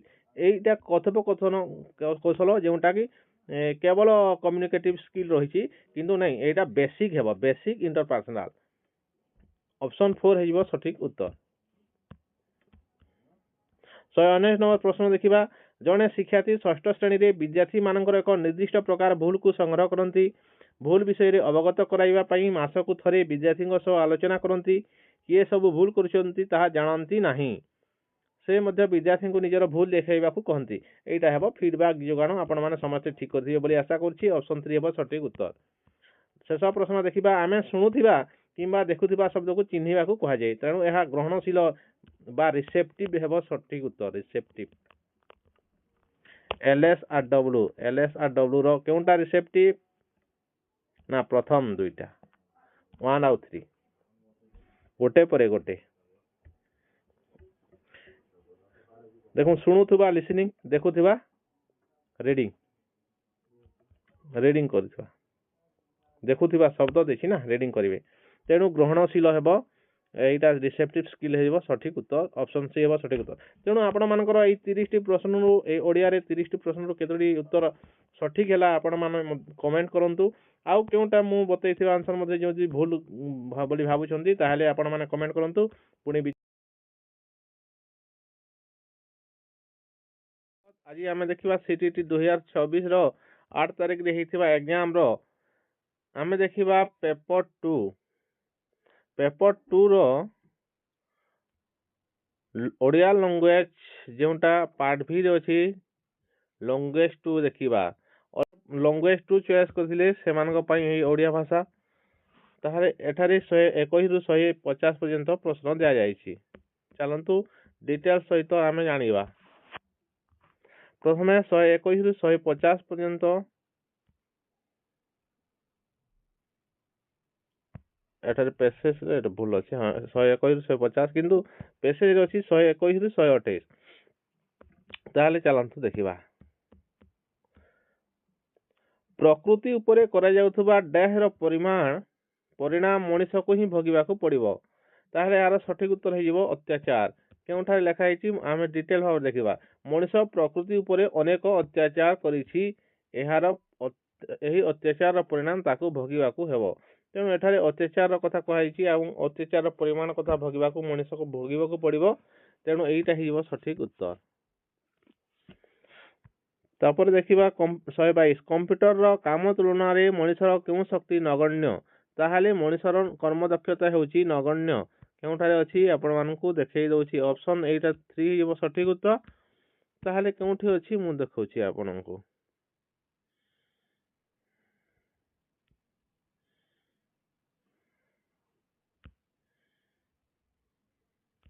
ହଁ ମିଳିଲା। ଗୋଟିଏ କମ୍ପ୍ୟୁଟର ଅଦ୍ଭୁତ କାମ ଦେଖେଇ ପାରେ ଯାହା ତୁଳନାରେ ମଣିଷର କର୍ମଦକ୍ଷତା ନଗଣ୍ୟ। ଦେଖନ୍ତୁ ତାହେଲେ ମଣିଷର କର୍ମଦକ୍ଷତା ନଗଣ୍ୟ ଅଟେ କ'ଣ ନା କମ୍ପ୍ୟୁଟର ତୁଳନାରେ। ଏଇଟା କର୍ମଦକ୍ଷତା ହେବ। ତାହେଲେ 123 ନମ୍ବର ପ୍ରଶ୍ନ ଦେଖିବା। ପ୍ରକୃତି କାହା ଦ୍ୱାରା ପରିଚାଳିତ? ତାହେଲେ ଏହାର ସଠିକ୍ ଉତ୍ତର ହେବ ନିୟମ ଦ୍ୱାରା। ଅପସନ୍ 2 ହେଇଯିବ ସଠିକ୍ ଉତ୍ତର ନିୟମ ଦ୍ୱାରା। ପେସେଜରେ ମଧ୍ୟ ମୁଁ ଆପଣମାନଙ୍କୁ ଦେଖାଉଛି। ପ୍ରକୃତି ବୁଦ୍ଧି ଦ୍ୱାରା ନୁହେଁ। କାହା ଦ୍ୱାରା? ନା ନିୟମଙ୍କ ଦ୍ୱାରା ଚାଳିତ। ନିୟମ ଦ୍ୱାରା ଚାଳିତ। ତାହେଲେ ଏହାର ସଠିକ୍ ଉତ୍ତର ନିଶ୍ଚିତ ଭାବରେ ନିୟମ ହିଁ ହେବ। ବୁଦ୍ଧି ଦ୍ୱାରା ନୁହେଁ ଦେଇଛି। ଠିକ୍ ଅଛି। ଯଦି ଆପଣ ପେସେଜଟି ପଢ଼ିବେନି ଏବଂ ଈଶ୍ୱର ଦ୍ୱାରା ମାରିଦେବେ ପ୍ରକୃତି ଚାଳିତ ବୋଲି ତାହେଲେ ଆପଣଙ୍କର ଭୁଲ ହେଇଯିବ।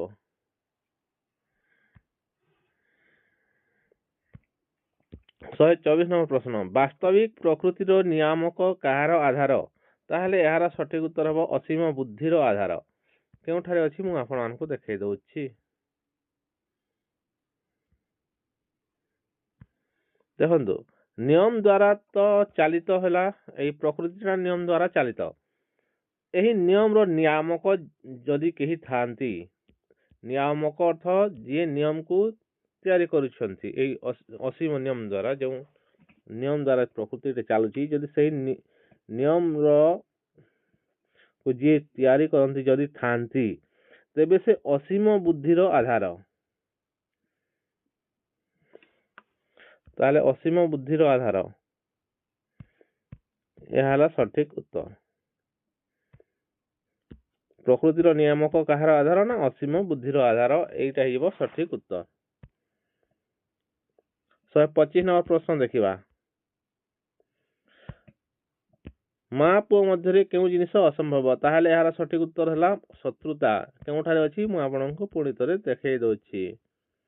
ମା ପୁଅ ମଧ୍ୟରେ ଶତ୍ରୁତା କାହିଁକି? ତେଣୁ ମା ପୁଅ ମଧ୍ୟରେ ଶତ୍ରୁତା କାହିଁକି ହେବ? ଅର୍ଥାତ୍ ମା ପୁଅ ମଧ୍ୟରେ ଶତ୍ରୁତା କାହିଁକି ହେବ? ଏହାର ଅର୍ଥାତ୍ ମା ପୁଅ ମଧ୍ୟରେ ଶତ୍ରୁତା ହେବା ଅସମ୍ଭବ। ତେଣୁ এইটা ହେଇଯିବ ଶତ୍ରୁତା ଜିନିଷ, ମା ପୁଅ ମଧ୍ୟରେ ଶତ୍ରୁତା ଜିନିଷ ଅସମ୍ଭବ ହେଇଯିବ ସଠିକ ଉତ୍ତର। ପରବର୍ତ୍ତୀ ପ୍ରଶ୍ନ 126 ନମ୍ବର ପ୍ରଶ୍ନ। କମ୍ପ୍ୟୁଟରର କାର୍ଯ୍ୟ କାହାକୁ ବିସ୍ମିତ କରିଥାଏ? ତାହେଲେ ଏହାର ସଠିକ ଉତ୍ତର ହେବ ପ୍ରୋଗ୍ରାମ କର୍ତ୍ତାକୁ। ଅପସନ 2 ହେଇଯିବ ସଠିକ ଉତ୍ତର। କେଉଁଠାରେ ଅଛି ଦେଖିଦେବା, ମୁଁ ଦେଖେଇ ଦଉଛି ଆପଣମାନଙ୍କୁ। ଦେଖନ୍ତୁ, କମ୍ପ୍ୟୁଟରର କାର୍ଯ୍ୟ ସ୍ୱୟଂ ପ୍ରୋଗ୍ରାମ କର୍ତ୍ତାକୁ ବିସ୍ମିତ କରେ। ତାହେଲେ ଏଠାରେ ଅଛି ପ୍ରୋଗ୍ରାମ କର୍ତ୍ତା ହେଇଯିବ ସଠିକ ଉତ୍ତର। ନିଜ ସ୍ୱାର୍ଥ ଦୃଷ୍ଟିରୁ ପ୍ରକୃତି ପ୍ରତି ମଣିଷ କ'ଣ ହେବା ଜରୁରୀ? ନିଜ ସ୍ୱାର୍ଥ ଦୃଷ୍ଟିରୁ ପ୍ରକୃତି ପ୍ରତି ମଣିଷ କ'ଣ ହେବା ଜରୁରୀ? ତାହେଲେ ଏହାର ସଠିକ ଉତ୍ତର ହେବ ଯତ୍ନଶୀଳ। କେଉଁଠାରେ ଅଛି ଦେଖିବା। ନିଜ ସ୍ୱାର୍ଥ ଦୃଷ୍ଟିରୁ ଏଠାରେ ଅଛି। ନିଜ ସ୍ୱାର୍ଥ ଦୃଷ୍ଟିରୁ ଏଣିକି ମଣିଷ ପ୍ରକୃତି ପ୍ରତି ଯତ୍ନଶୀଳ ହେବା ଜରୁରୀ ହୋଇ ପଡ଼ିଛି। ତେଣୁ ଏଇଟା ଯତ୍ନଶୀଳ ହେବ ସଠିକ ଉତ୍ତର।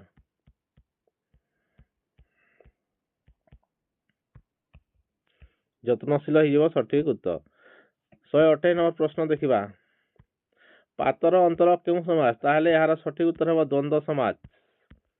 ପାତର ଅନ୍ତର ହେବ ଦ୍ୱନ୍ଦ୍ୱ ସମାସ। କାହିଁକି ନା ପାତର ଓ ଅନ୍ତର ହେବ ସଠିକ ଏହାର ବ୍ୟାସ ବିଗ୍ରହ।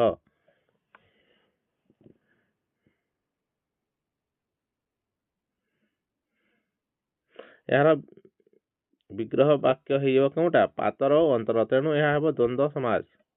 ଏଟା ପେସେଜରେ ନାହିଁ, କିନ୍ତୁ এই ପାତର ଅନ୍ତର ୱାର୍ଡଟା ପେସେଜରେ ରହିଛି। ବୁଝିପାରିଲେ?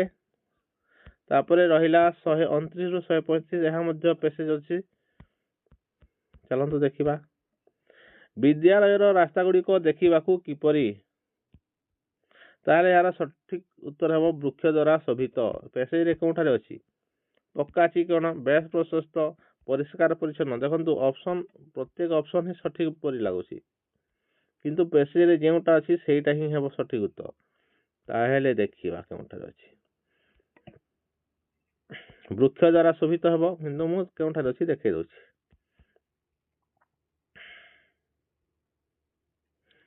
ଦେଖନ୍ତୁ, ବିଶ୍ୱବିଦ୍ୟାଳୟର ମାର୍ଗ ଗୁଡ଼ିକ ବୃକ୍ଷମାନଙ୍କ ଦ୍ୱାରା ଶୋଭିତ। ମାର୍ଗ ଅର୍ଥ ରାସ୍ତା। ବିଶ୍ୱବିଦ୍ୟାଳୟର ମାର୍ଗ ଗୁଡ଼ିକ ବୃକ୍ଷମାନଙ୍କ ଦ୍ୱାରା ଶୋଭିତ। ତେଣୁ ବୃକ୍ଷମାନଙ୍କ ଦ୍ୱାରା ଶୋଭିତ ହେବ ସଠିକ ଉତ୍ତର। ମାର୍ଗ ଅର୍ଥ ରାସ୍ତା, ଆପଣମାନେ ଜାଣିଛନ୍ତି। ବିଶ୍ୱବିଦ୍ୟାଳୟର ରାସ୍ତା ଗୁଡ଼ିକ ଦେଖିବାକୁ କିପରି? ତେଣୁ ଏହା ହେବ ବୃକ୍ଷ ଦ୍ୱାରା ଶୋଭିତ। ପେସେଜରେ ମାର୍ଗ ବୋଲି ଦେଇଛି। ଏହିପରି ଭାବରେ ପ୍ରଶ୍ନ ଆସୁଛି। ସୌଧାବଳୀର ଅର୍ଥ କ'ଣ? ତ ଏହାର ସଠିକ ଉତ୍ତର ହେବ କୋଠା ସମୂହ। ଅପସନ ଦେଖିଦେବା ପେସେଜରେ କେଉଁଠି ଅଛି। ବହୁ ବୃକ୍ଷ ଶୋଭିତ ନାଲି ରଙ୍ଗର ସୌଧାବଳୀ ହେଉଛି ହାର୍ଭାର୍ଡର ପରିସର। ତ ଏଠାରେ କ'ଣ ବୁଝେଇଲା? ବହୁତ ଗୁଡ଼ିଏ ବୃକ୍ଷ ଅଛି ଏବଂ ନାଲି ରଙ୍ଗର କ'ଣ ସୌଧାବଳୀ ବିରାଟ ଘର ଅଛି। ବୁଝିଲେ? ତେଣୁ ଏଇଟା ହେଇଯିବ ସଠିକ ଉତ୍ତର। ସୌଧାବଳୀର ଅର୍ଥ ହେଲା କୋଠା ସମୂହ, ଯେ ବିଭିନ୍ନ କୋଠା ଯେଉଁ ରହିଛି ସୌଧାବଳୀ।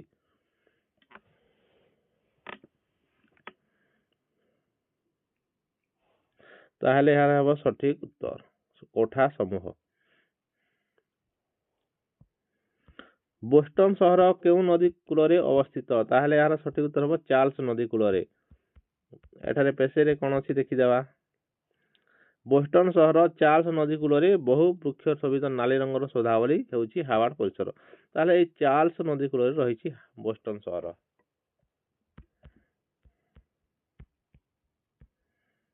ତାହେଲେ ଏହାର ସଠିକ ଉତ୍ତର ହେଲା କ'ଣ? ଚାର୍ଲସ ହେଇଗଲା ସଠିକ ଉତ୍ତର। ଅପସନ୍ 4।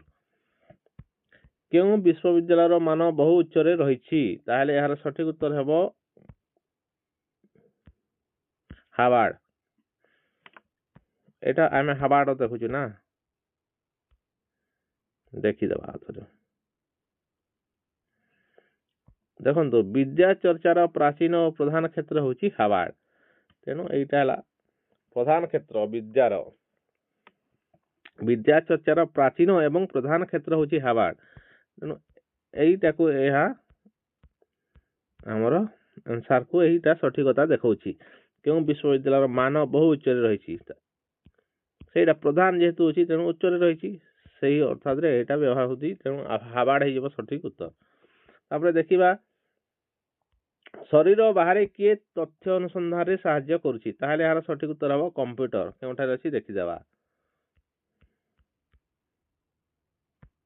ଦେଖ ଶରୀର ମଧ୍ୟରେ ମନୁଷ୍ୟର ମସ୍ତିଷ୍କ ଏବଂ ଶରୀର ବାହାରେ କମ୍ପ୍ୟୁଟର ମିଳିତ ଭାବରେ ତଥ୍ୟ ଅନ୍ୱେଷଣରେ ସହାୟତା କରୁଛି।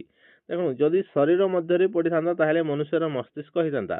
ଯଦି ଶରୀର ବାହାରେ ପଡ଼ିଛି ତେଣୁ କମ୍ପ୍ୟୁଟର ହେବ ସଠିକ ଉତ୍ତର।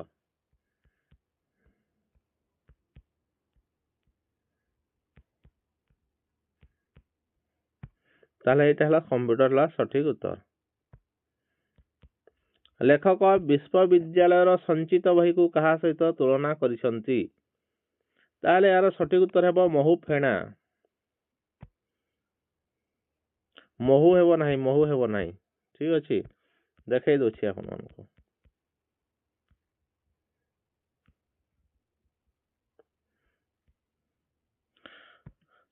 ମଣିଷର ସଞ୍ଚିତ ଏହି ଜ୍ଞାନ ଭଣ୍ଡାର ମହୁମାଛି ମାନେ ମହୁ ସଞ୍ଚିଲା ମଧୁଚକ୍ର ପରି। ଦେଖନ୍ତୁ ମଧୁଚକ୍ର ପରି ଅର୍ଥାତ୍ ମଧୁଚକ୍ର ସହିତ ତୁଳନା କରାଯାଇଛି, ମହୁ ସହିତ ତୁଳନା ନାହିଁ। ମହୁ ଯେଉଁ ମଧୁଚକ୍ରରେ ମହୁ ସଞ୍ଚୟ କରନ୍ତି ସେହି ମଧୁଚକ୍ର ପରି, ସେଇ ମହୁମାଛିର ସେଇ ଛତା ପରି ବା ସେଇ ମହୁ ଫେଣା ସହିତ ତୁଳନା କରାଯାଇଛି।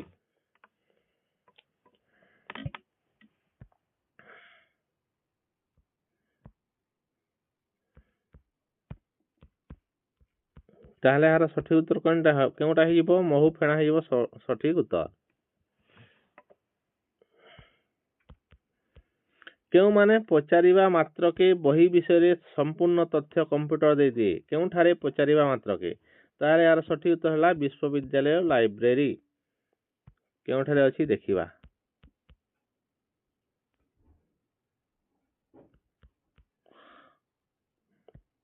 ପଚାରିବା ମାତ୍ରକେ କମ୍ପ୍ୟୁଟର ବହିମାନଙ୍କ ବିଷୟରେ ଉତ୍ତର ଲେଖିଦିଏ, କିନ୍ତୁ କେଉଁଠାରେ? ବିଶ୍ୱବିଦ୍ୟାଳୟ ଗ୍ରନ୍ଥାଗାର। ବିଶ୍ୱବିଦ୍ୟାଳୟର ଗ୍ରନ୍ଥାଗାରରେ ଦେଖିଲେ ବୋଧ ହୁଏ ଜାତ ହୋଇ ଲେଖାଯାଇଛି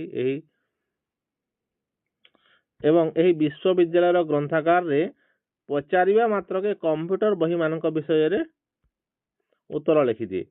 ତାହେଲେ କେଉଁଠାରେ? ବିଶ୍ୱବିଦ୍ୟାଳୟ ଗ୍ରନ୍ଥାଗାରରେ ସେଠାରେ ପଚରାଯାଏ ଏବଂ ପଚାରିଲେ କମ୍ପ୍ୟୁଟର ବହିମାନଙ୍କ ଉତ୍ତର ଲେଖିଦିଏ। ତେଣୁ ବିଶ୍ୱବିଦ୍ୟାଳୟ ଲାଇବ୍ରେରୀ ହେଇଯିବ ସଠିକ ଉତ୍ତର। କେଉଁଠାରେ ପଚାରିବା ମାତ୍ରକେ? ତାହେଲେ ହେଲା ବିଶ୍ୱବିଦ୍ୟାଳୟ ଲାଇବ୍ରେରୀ ହେଲା ସଠିକ ଉତ୍ତର।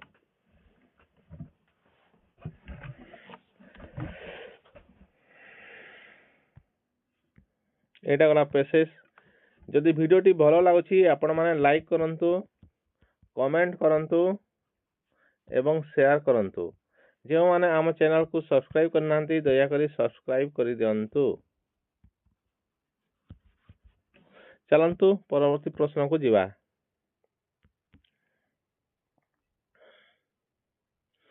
136 ନମ୍ବର ପ୍ରଶ୍ନ କ'ଣ ହଉଛି?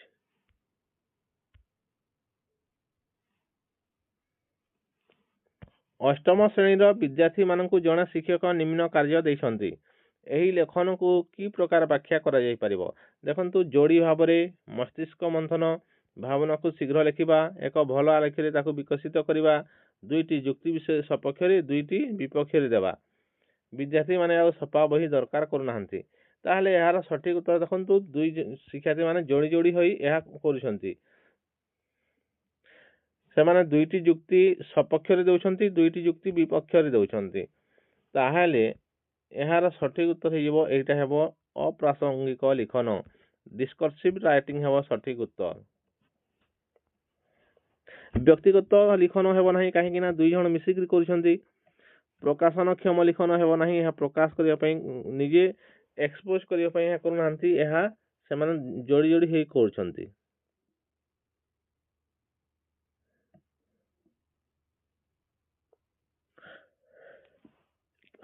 ବ୍ୟାଖ୍ୟା ମଧ୍ୟ କରୁନାହାନ୍ତି। ଡିସ୍କ୍ରିପ୍ଟିଭ ରାଇଟିଂ ମଧ୍ୟ ହେବ ନାହିଁ, ଯେହେତୁ ସେମାନେ ଦୁଇଟି ଯୁକ୍ତି ବିଷୟରେ ଲେଖୁଛନ୍ତି, ତାଙ୍କ ପାଇଁ ଲେଖିବା ପାଇଁ ବେଶୀ ମଧ୍ୟ ଦିଆଯାଉ ନାହିଁ। ଶୀଘ୍ର ଲେଖିବା ପାଇଁ ଦିଆଯାଉଛି ଭାବନାକୁ ଶୀଘ୍ର ଲେଖିବା ପାଇଁ, ତେଣୁ ଏହା ହେବ ଅପ୍ରାସଙ୍ଗିକ ଲିଖନ ବା ଡିସ୍କର୍ସିଭ ରାଇଟିଂ। ଦେଖନ୍ତୁ ପ୍ରତ୍ୟେକ ଏଇଟା କ'ଣ ଗୁଗୁଲ ଟ୍ରାନ୍ସଲେଟ୍ ହେଇଛି, ଗୁଗୁଲ ଟ୍ରାନ୍ସଲେଟ୍ ହେଇକି ଆସିଛି ପ୍ରଶ୍ନ ଗୁଡ଼ିକ, ବୋଧେ ଇଂରାଜୀର ପ୍ରଶ୍ନ ଗୁଡ଼ିକୁ ଓଡ଼ିଆରେ ସେମାନେ ଟ୍ରାନ୍ସଲେଟ୍ କରିକି ଦେଉଛନ୍ତି, ତେଣୁ ଏହା ବୁଝିବାରେ କିଛି କିଛି ମାତ୍ରାରେ ଭୁଲ ରହିଥାଏ ଓଡ଼ିଆରେ। ଠିକ ଅଛି, ତ ତେଣୁ ଏହା ଦେଖନ୍ତୁ ଅପ୍ରାସଙ୍ଗିକ ଲିଖନ ହେଇଛି, ଡିସ୍କର୍ସିଭ ରାଇଟିଂ ହେଇଯିବ ସଠିକ ଉତ୍ତର। ଏହାର ଇଂରାଜୀ କରିବାକୁ ପଡ଼ିବ, ଏଇ ଇଂରାଜୀ ହିସାବରେ ଏହା ହେବ ଅପ୍ରାସଙ୍ଗିକ ଲିଖନ ହେବ ସଠିକ ଉତ୍ତର। ପରବର୍ତ୍ତୀ ପ୍ରଶ୍ନ 137, ଭାଷା ଶିକ୍ଷା ଓ ଭାଷା ଆହରଣ ସହଜାତ ଅନୁକଳ୍ପନାର କେଉଁଟି ସତ୍ୟ? ତାହେଲେ ଦେଖନ୍ତୁ ଏଇ ଯେଉଁ ଭାଷା ଶିକ୍ଷା ଭାଷା ଆହରଣ ହେଲା, ଏଇଟା ଲାଙ୍ଗୁଏଜ ଇକ୍ୱେସନ, ଏଇଠି ଲେଖିଦେଇଛି ଲାଙ୍ଗୁଏଜ ଇକ୍ୱେସନର କଥା କୁହାଯାଉଛି। ତାହେଲେ ଏହାର କେଉଁଟି ସତ୍ୟ ଦେଇଛି? ଭାଷା ଆହରଣ ପାଇଁ ପିତାମାତା, ସହପାଠୀ, ପିଲାର ନିକଟର ବ୍ୟକ୍ତି ସହିତ ପରିବେଶ ହିଁ ଦାୟୀ। ଏଠାରେ ପରିବେଶ କଥା ଲାଙ୍ଗୁଏଜ ଇକ୍ୱେସନ ଡିଭାଇସରେ କୁହାଯାଏ ନାହିଁ। କେବଳ ମାନବ ପାଇଁ ଭାଷା ଅନନ୍ୟ ଓ କେବଳ ମଣିଷ ହିଁ ଭାଷା କହିପାରେ, କେବଳ ମଣିଷ ଭାଷା କହିପାରେ, ଏମିତି କିଛି ନାହିଁ। କଷ୍ଟକର ଅଭ୍ୟାସ ଓ ଡ୍ରିଲିଂ ମାଧ୍ୟମରେ ଭାଷାକୁ ବୁଝିବା ପାଇଁ ଭାଷା ଶିକ୍ଷକ ପିଲାମାନଙ୍କୁ ତିଆରି କରିଥାଏ। ଭାଷା ଶିକ୍ଷକ ପିଲାମାନଙ୍କୁ ତିଆରି କରିବ କାହିଁକି? କଷ୍ଟକର ଅଭ୍ୟାସ କରାଇବ, ଏମିତି କିଛି ଲାଙ୍ଗୁଏଜ ଇକ୍ୱେସନ ଡିଭାଇସରେ କୁହାଯାଏ ନାହିଁ। ତାହେଲେ ଲାଙ୍ଗୁଏଜ ଇକ୍ୱେସନ ଡିଭାଇସରେ କ'ଣ କୁହାଯାଇଛି? ପିଲାଙ୍କ ଭିତରେ ଭାଷା ଆହରଣ ସୃଷ୍ଟି ପାଇଁ ଭାଷା ଶିକ୍ଷକଙ୍କ ଅବଦାନ ହିଁ ଉତ୍ତରଦାୟୀ ହୋଇଥାଏ। ଭାଷା ଆହରଣ କରିବେ ସେମାନେ, ଅଟୋମେଟିକଲି ଭାଷାକୁ ସେମାନେ ଅକ୍ତିଆର କରିନେବେ। ଲାଙ୍ଗୁଏଜ ଇକ୍ୱେସନ ଡିଭାଇସ କ'ଣ ଯେ ସେମାନଙ୍କ ଜନ୍ମିବା ସମୟରେ ହିଁ ଭାଷା ଆହରଣ କରିବାର କ୍ଷମତା ନେଇକି ସେମାନେ ବା ଏଲଇଡି ନେଇକରି ଜନ୍ମ ହୋଇଥାନ୍ତି ବୋଲି କୁହାଯାଇଛି ନା ଏଲଇଡିରେ। ଏବଂ ଏହି ଏଲଇଡି କିଏ ଦେଇଥିଲେ ଆପଣମାନେ କମେଣ୍ଟ କରିବେ ତ, ଏଲଇଡି କଥା କିଏ କହିଥିଲେ ଆପଣମାନେ କମେଣ୍ଟ କରନ୍ତୁ। ଲାଙ୍ଗୁଏଜ ଇକ୍ୱେସନ ଡିଭାଇସ ଏହାର ଫୁଲ ଫର୍ମ। ତାହେଲେ ଏହାକୁ କିଏ ଦେଇଥିଲେ? ଏଇ ଏଲଇଡି କଥା କହୁଛି। ଦେଖନ୍ତୁ ଓଡ଼ିଆରେ ବୁଝି ହେଉଛି କି ନାହିଁ? ବୁଝି ହେଉନି, କିନ୍ତୁ ଆମେ ଏଲଇଡି କହିଥିଲେ ଏଠାରେ ଆମେ ବୁଝିପାରୁଛେ। ଏଠାରେ କ'ଣ ହେବ? ଭାଷାକୁ ଏକ୍ୱାର କରିନେବ ପିଲା, ସେଥିରେ ଭାଷା ଶିକ୍ଷକ ଅବଦାନ ଦେବେ।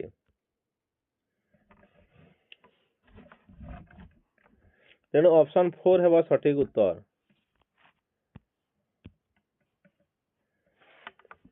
ଏଥିରୁ କେଉଁଟି ନିମ୍ନ ଊର୍ଧ୍ୱ ଶ୍ରବଣ କାର୍ଯ୍ୟକୁ ବୁଝାଉଛି? ତାହେଲେ ଏହାର ସଠିକ ଉତ୍ତର ହେବ ଅପସନ ଏ, ଶ୍ରୁତ ଲିଖନ, ଅନ୍ତରଙ୍ଗ ଶ୍ରବଣ, ବହୁ ପସନ୍ଦ ଭିତ୍ତିକ ପ୍ରଶ୍ନର ବ୍ୟବହାର, ଅସ୍ଥିବାଚକ ନାସ୍ତିବାଚକ ବକ୍ତବ୍ୟର ଚିହ୍ନଟ।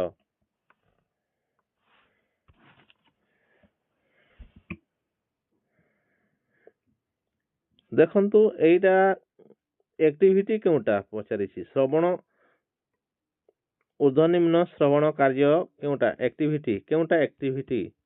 ତାହେଲେ ଏହି ଯେଉଁ ଊର୍ଧ୍ୱ ନିମ୍ନ ଟପ୍ ବଟମ୍ ସ୍କିଲ୍ରେ ଯେଉଁଟା ଯାଏ, ତାହେଲେ ଏଇଟା ଯାଏ। ଶ୍ରୁତ ଲିଖନ ଗୋଟେ ଆକ୍ଟିଭିଟି, ଅନ୍ତରଙ୍ଗ ଶ୍ରବଣ, ବହୁ ପସନ୍ଦ ଭିତ୍ତିକ ପ୍ରଶ୍ନର ବ୍ୟବହାର, ତାପରେ ଅସ୍ଥିବାଚକ ନାସ୍ତିବାଚକ ବକ୍ତବ୍ୟର ଚିହ୍ନଟ, ଏଇ ସବୁଟା ଗୋଟେ ଗୋଟେ ଆକ୍ଟିଭିଟି ଅଟେ। ତେଣୁ ଏଇଟା ହେଇଯିବ ସଠିକ ଉତ୍ତର, ଅପସନ 1 ହେଇଯିବ ସଠିକ ଉତ୍ତର।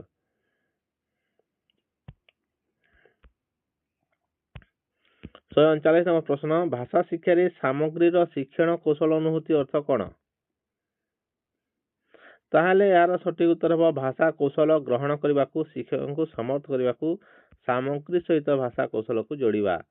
ଆଡପ୍ଟ ଦ ପେଡାଗୋଜି, ପେଡାଗୋଜିକୁ ଆଡପ୍ଟ କରିବେ ଶିକ୍ଷକ। ଏବଂ ଭାଷା କୌଶଳ ଗ୍ରହଣ କରିବାକୁ ଶିଶୁଙ୍କୁ ସମର୍ଥ କରିବାକୁ ସାମଗ୍ରୀ ସହିତ TLM ସହିତ ଭାଷା କୌଶଳକୁ ଯୋଡ଼ିବା ହେଉଛି ସାମଗ୍ରୀ ଶିକ୍ଷଣର କୌଶଳର ଅନୁଭୂତି। ଅପସନ୍ 2 ହେଇଯିବ ସଠିକ ଉତ୍ତର।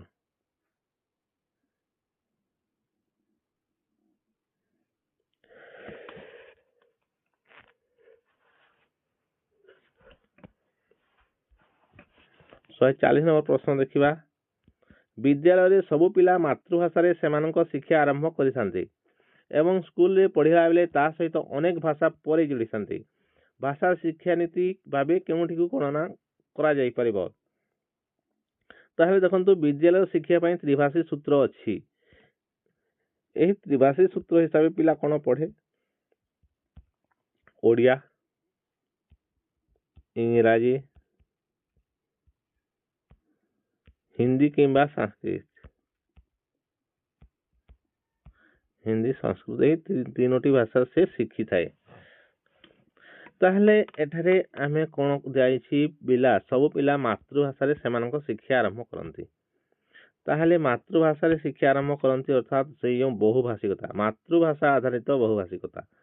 ପିଲା ତାଙ୍କର ସେଇ ଲୋକାଲ ଲାଙ୍ଗୁଏଜରେ ପଢ଼ିବ, ଯେମିତିକି ହେଲା ସାନ୍ତାଲି ପଢ଼ିବ। ସାନ୍ତାଲି ସହିତ ସେ ତାପରେ ପଢ଼ିବ ଓଡ଼ିଆ। ତାପରେ ସେ ଅନେକ ଭାଷା ଏହା ପରେ ପଢ଼ିବ ଇଂରାଜୀ, ପୁଣି ପଢ଼ିବ ସେ ସଂସ୍କୃତ ଏବଂ ହିନ୍ଦୀ। ତେଣୁ ଏହି ମାତୃଭାଷା ଆଧାରିତ ବହୁଭାଷିକତା ଯେଉଁ MLE ସିଷ୍ଟମ ଯେଉଁ ଅଛି, ମଲ୍ଟି ଲାଙ୍ଗୁଏଜ MLE ଟିଚର ଯେଉଁ ଦିଆଯାଉଛି, ବୁଝିଲେ, MLE ଟିଚର ଯେଉଁ ଦିଆଯାଉଛି ତାଙ୍କର କାମ କ'ଣ? ସେମାନେ କ'ଣ ତାଙ୍କର ମାତୃଭାଷାରେ ହିଁ ପିଲାମାନଙ୍କୁ ଶିକ୍ଷା ଦେଇଥାନ୍ତି। ସେ ତାଙ୍କର ଲୋକାଲ ଲାଙ୍ଗୁଏଜ ଯେଉଁମାନେ ଜାଣିଛନ୍ତି ସେଇ ଲାଙ୍ଗୁଏଜର ଲୋକଙ୍କୁ ହିଁ MLE ଟିଚର ଭାବରେ ଆପଏଣ୍ଟମେଣ୍ଟ କରାଯାଇଥାଏ। ସେମାନେ ତାଙ୍କର ମାତୃଭାଷା ପଢ଼ାନ୍ତି, ତାପରେ ମାତୃଭାଷା ପରେ ଓଡ଼ିଆ, ମାତୃଭାଷା ସହିତ ଓଡ଼ିଆ ଭାଷାକୁ ସେମାନେ ଶିଖନ୍ତି। ଏହାପରେ ଏମାନେ ସେକେଣ୍ଡ ଲାଙ୍ଗୁଏଜକୁ ଯାଆନ୍ତି ଏବଂ ଇଂରାଜୀ ଏବଂ ହିନ୍ଦୀ ପଢ଼ନ୍ତି। ତେଣୁ ମାତୃଭାଷା ଆଧାରିତ ବହୁଭାଷିକତା ହେଉଛି ଏହାର ସଠିକ ଉତ୍ତର। ଅପସନ୍ 4 ହେଇଯିବ ସଠିକ ଉତ୍ତର।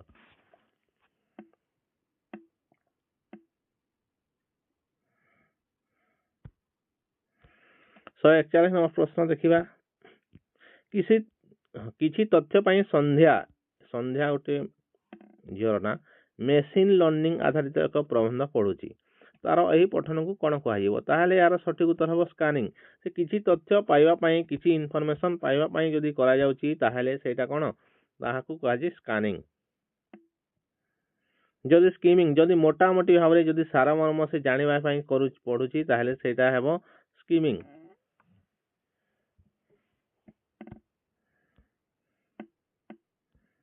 ଶହେ 42 ନମ୍ବର ପ୍ରଶ୍ନ ଦେଖିବା। ନିମ୍ନ କାର୍ଯ୍ୟଟିକୁ କିଭଳି ଚିହ୍ନିତ କରାଯିବ? ଏକ କ୍ଷୁଦ୍ର ପାଠକୁ ଦୁଇଟି ଭିନ୍ନ ଭିନ୍ନ ଖଣ୍ଡରେ ବିଭକ୍ତ କରାଯାଇଛି କିମ୍ବା ବଦଳ ବାକ୍ୟ ଗୋଟିକୁ ଯୋଡ଼ିକୁ ଦିଆଯାଇଛି ଏବଂ ପ୍ରତ୍ୟେକ ଶିକ୍ଷାର୍ଥୀ ଅନ୍ୟ ଜଣକୁ ଡାକୁଛି, ଅନ୍ୟ ଜଣକ ଲେଖୁଛି। ଏହି କାର୍ଯ୍ୟକୁ ମଧ୍ୟ ଦୁହିଁଙ୍କ ମଧ୍ୟରେ ଅଦଳ ବଦଳ କରାଯାଇଛି। ପରେ ସେମାନେ ପୁରା ପାଠକୁ ସାରିବା ପାଇଁ ମିଳିତ ଭାବେ କାମ କରିପାରନ୍ତି।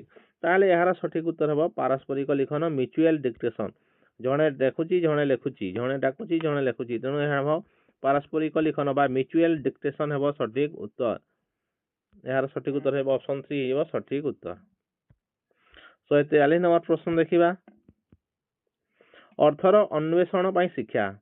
ତେଣୁ ଶିକ୍ଷାର୍ଥୀ ଚତୁଃପାର୍ଶ୍ୱରେ ବିଭିନ୍ନ ଘଟଣାର ଅର୍ଥ ବୁଝିବାକୁ ଯେପରି ସକ୍ରିୟ ଭାବେ ଚେଷ୍ଟିତ ଥାନ୍ତି, ସେହି ସବୁ ପ୍ରସଙ୍ଗରୁ ଶିକ୍ଷା ଆରମ୍ଭ ହେବା ଉଚିତ। ତାହେଲେ ଏହାର ସଠିକ ଉତ୍ତର ଯେଉଁ ଅର୍ଥ ଅନ୍ୱେଷଣ କଥା ହେଲା, ଆମେ ତାହା ନିର୍ମାଣବାଦ ବା କନଷ୍ଟ୍ରକ୍ଟିଭିଜମରେ କୁହାଯାଇଥାଏ। ବ୍ୟବହାରିକବାଦ ବିହେଭିୟରିଜମରେ କୁହାଯାଇ ନାହିଁ, କିମ୍ବା ମଲ୍ଟିପୁଲ ଇଣ୍ଟେଲିଜେନ୍ସ ବା ବହୁବିଧ ବୁଦ୍ଧି ଶକ୍ତିରେ ମଧ୍ୟ କୁହାଯାଇ ନାହିଁ, କିମ୍ବା ଏହି ସଂରଚନାବାଦରେ ମଧ୍ୟ କୁହାଯାଇ ନାହିଁ। ଏହି ସଂରଚନାବାଦରେ ତ ଷ୍ଟ୍ରକ୍ଚର ହିସାବରେ ଶିଖିବା ପାଇଁ କୁହାଯାଏ। ତେଣୁ କିନ୍ତୁ ଅର୍ଥର ଅନ୍ୱେଷଣ ପାଇଁ ଶିକ୍ଷା, ଏହା କ'ଣ ଜ୍ଞାନ ନିର୍ମାଣ କରିବେ ସେମାନେ। ଏଇ ଅର୍ଥର ଅନ୍ୱେଷଣ କରିବେ, ଖୋଜିବେ, ନିର୍ମାଣ କରିବେ, ଖୋଜିକି। ତେଣୁ ଏଇଟା ହେବ ନିର୍ମାଣବାଦ ହେବ ସଠିକ ଉତ୍ତର। ଅପସନ୍ 2 ହେବ ସଠିକ ଉତ୍ତର। 144 ନମ୍ବର ପ୍ରଶ୍ନ ଦେଖିବା। ରୂପ ଆଧାରିତ ଭାଷା ଇନପୁଟ କ'ଣ କହିଥାଏ? ଏହାର ଇଂରାଜୀ ହେବ ଫର୍ମ ଓରିଏଣ୍ଟେଡ ଲାଙ୍ଗୁଏଜ ଇନପୁଟ୍ସ। ତେଣୁ ଏଇ ଯେଉଁ ଫର୍ମ ଓରିଏଣ୍ଟେଡ୍ ଲାଙ୍ଗୁଏଜ ଇନପୁଟ କହିଥିଲେ ଏହା ହେବ ଶବ୍ଦ ଉଚ୍ଚାରଣ ଓ ବ୍ୟାକରଣର ବ୍ୟବହାର ହେବ ସଠିକ ଉତ୍ତର। ଅପସନ୍ 2 ହେଇଯିବ ସଠିକ ଉତ୍ତର। ଏଥିରେ ବୁଝାଇବାର କିଛି ନାହିଁ। 145 ନମ୍ବର ପ୍ରଶ୍ନ ଶିକ୍ଷା ପାଇଁ ମୂଲ୍ୟାୟନ କେଉଁଟିକୁ ବୁଝାଉଛି? ଦେଖନ୍ତୁ ଶିକ୍ଷା ପାଇଁ ମୂଲ୍ୟାୟନ ଏହାର ଇଂରାଜୀ ଟିକେ ଜାଣିଯିବା। ଏହା ହେବ ଆମର assessment for learning ହେବ। ଏହା ଏଠାରେ ଲେଖି ଦଉଛି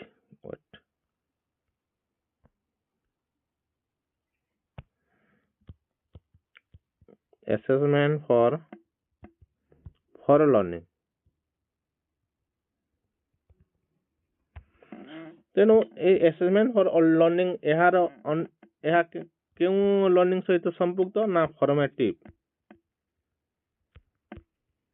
ଫର୍ମେଟିଭ ଲର୍ଣ୍ଣିଂ ସହିତ ସମ୍ପୃକ୍ତ। ତେଣୁ ଏହା କେଉଁଟିକୁ ବୁଝାଉଛି ଦେଇଛି। ତେଣୁ ଶିକ୍ଷଣ ଧାରାରେ ଉନ୍ନତି ପାଇଁ ଶିକ୍ଷାର୍ଥୀଙ୍କୁ ମନିଟର କରିବା ସହିତ ସେମାନଙ୍କର ବିକାଶ ପାଇଁ ମୂଲ୍ୟାୟନ ଡିଜାଇନ କରାଯାଇଥାଏ। ଏଇ ଅପସନ 1 ହେବ ସଠିକ ଉତ୍ତର। ବର୍ଷ ଶେଷରେ ଦେଖନ୍ତୁ ଏଇଟା ସବମିଟିଭ ହେବ ବର୍ଷ ଶେଷରେ। ତେଣୁ ଏଇଟା କ'ଣ ଆସେସମେଣ୍ଟ ଫର ଲର୍ଣ୍ଣିଂଟା କ'ଣ ଫର୍ମେଟିଭରେ ଯାଏ। ତେଣୁ ଏଇ ଅପସନ 2 ହେବ ନାହିଁ। ଏକ ନିର୍ଦ୍ଦିଷ୍ଟ ସ୍ତରରେ ରାଜ୍ୟ ଶିକ୍ଷାର୍ଥୀଙ୍କ ଉନ୍ନତି ପରୀକ୍ଷା ପାଇଁ ମଧ୍ୟ ସବମିଟିଭରେ ଯାଏ। ଟର୍ମ ଶେଷରେ ଶିକ୍ଷାର୍ଥୀଙ୍କୁ ରଖିବା ପାଇଁ ମୂଲ୍ୟାୟନ ଡିଜାଇନ ଏହା ଟର୍ମ ଶେଷ ମଧ୍ୟ ସବମିଟିଭରେ ଯାଏ। ତେଣୁ ଏଇ ଅପସନ 1 ହେଇଯିବ ସଠିକ ଉତ୍ତର। ଏଇଟା ଯେହେତୁ ଆସେସମେଣ୍ଟ ଫର ଲର୍ଣ୍ଣିଂ ଯେହେତୁ ଫର୍ମେଟିଭ ତାହେଲେ ଅପସନ 1 ହେବ ସଠିକ ଉତ୍ତର। ଫର୍ମେଟିଭରେ କ'ଣ କରାଯାଏ ମନିଟରିଂ ପ୍ରୋଗ୍ରେସ ଏବଂ ଇମ୍ପ୍ରୁଭ ଲର୍ଣ୍ଣିଂ କରାଯାଇଥାଏ। ତେଣୁ ଏଇଟା ଦେଖନ୍ତୁ ଏହି ମନିଟର ଅର୍ଥ ସ୍କୁଲରେ ମନିଟର କରିବା ନୁହେଁ। ଏହା ଇଂରାଜୀ ଲେଖିଦେଇଛି ମନିଟରିଂର କଥା କୁହାଯାଉଛି। ଶିକ୍ଷାର୍ଥୀମାନଙ୍କୁ ମନିଟରିଂ କରିବା ଏବଂ ସେମାନଙ୍କର ବିକାଶ କରିବା ପାଇଁ ମୂଲ୍ୟାୟନ କରାଯାଇଥାଏ। ତେଣୁ ଅପସନ 1 ହେଇଯିବ ସଠିକ ଉତ୍ତର।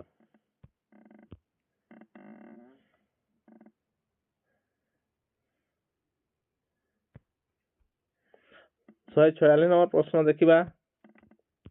ଉତ୍ପାଦନକ୍ଷମ ଶବ୍ଦ ଜ୍ଞାନ କ'ଣ? ଉତ୍ପାଦନ ଅର୍ଥାତ୍ କ'ଣ ପ୍ରଡକ୍ଟିଭ କେଉଁଟା? ଶବ୍ଦ ଯାହାକୁ ଆମେ ଲିଖନ ଓ କଥନରେ ବ୍ୟବହାର କରୁ। ଅପସନ 1 ହେଇଯିବ ସଠିକ ଉତ୍ତର। ଲେଖିବା ଏବଂ କହିବା ହେଉଛି କ'ଣ ପ୍ରଡକ୍ଟିଭ ଆପଣମାନେ ଜାଣିଛନ୍ତି। LSRW ଯେଉଁ ରହିଛି ପ୍ରଡକ୍ଟିଭ କେଉଁଟା ସ୍ପିକିଂ ଏବଂ ରାଇଟିଂ। ତେଣୁ ଏଇ ଯେଉଁ ଲିଖନ ଏବଂ କଥନ ଏଇଟା ହେଲା ଉତ୍ପାଦନକ୍ଷମ। ଅପସନ 1 ହେବ ସଠିକ ଉତ୍ତର। ଯେଉଁଟା ଶୁଣୁ ସେଇଟା କ'ଣ ସେଇଟା ରିସେପ୍ଟିଭ ଏଇଟା ନୁହେଁ। ଯାହାକୁ ଚିହ୍ନିବାରେ ଭୁଲ କରୁ ଏଇଟା ରିଡିଂ। ମନେ ପକାଉ ଏମିତି ଯେତେବେଳେ ଶୁଣୁ ଏପଟୁ ସେପଟୁ ଦେଇଛି। ପ୍ରଡକ୍ଟିଭଟା କ'ଣ ଲିଖନ ଏବଂ କଥନ। ଅପସନ 1 ହେବ ସଠିକ ଉତ୍ତର। 147 ନମ୍ବର ପ୍ରଶ୍ନ ଦେଖିବା। କବିତା ଶିକ୍ଷଣ ପାଇଁ ନିମ୍ନଟିରୁ କେଉଁଟିକୁ ତୁମେ ଅନୁମୋଦନ କରୁନାହଁ? ତାହେଲେ କେଉଁଟା ଭୁଲ ଅଛି କୁହ। କେଉଁଟାକୁ ତୁମେ ଅନୁମୋଦନ କରିବ ନାହିଁ? କବିତା ହେଉଛି ବିଦ୍ୟାର୍ଥୀର ପରିକଳ୍ପନାକୁ ସାବ୍ୟସ୍ତ କରିବା ପାଇଁ। ହଁ ନିଶ୍ଚିତ ଭାବରେ ପରିକଳ୍ପନା କରିବ। କବିତା ହେଉଛି ଭାଷା ସହିତ କାମ କରିବା ପାଇଁ। ନିଶ୍ଚିତ ଭାବରେ ଠିକ ଅଛି। କବିତା ହେଉଛି ଆନନ୍ଦ ପାଇଁ। ଠିକ ଅଛି। ଆନନ୍ଦ ପ୍ଲିଜର ପାଇଁ କରାଯାଇଥାଏ। କବିତା ହେଉଛି ବ୍ୟାକରଣ ଶିକ୍ଷା ଦେବା ପାଇଁ। ବ୍ୟାକରଣ ଶିକ୍ଷା ଦେବା ପାଇଁ ହଁ ଠିକ ଅଛି। ନା ଏହା ଠିକ ନୁହେଁ। କବିତାରେ ବ୍ୟାକରଣ ଶିକ୍ଷା ପାଇଁ କବିତା ପଢ଼ାଯାଏ ନାହିଁ। କବିତା ଆନନ୍ଦ ପାଇଁ। କବିତାରେ ବ୍ୟାକରଣ ଏଇ ଯେଉଁ କବିତା ପଢ଼ାଇଲା ବେଳେ ଆପଣ କେବେ ବି ସେଇଠାରେ ଆପଣମାନେ କ'ଣ ବାକ୍ୟ ଗଠନ ଦେବେ ନାହିଁ। ବାକ୍ୟ ଗଠନ ଏଠାରେ କରାଯାଏ ନାହିଁ। ଶବ୍ଦାନୁଶୀଳନ କରାଯାଏ ନାହିଁ। କବିତା ପଢ଼ାଇଲା କବିତା କେବଳ ଆନନ୍ଦ ପାଇଁ ପଢ଼ାଯାଇଥାଏ।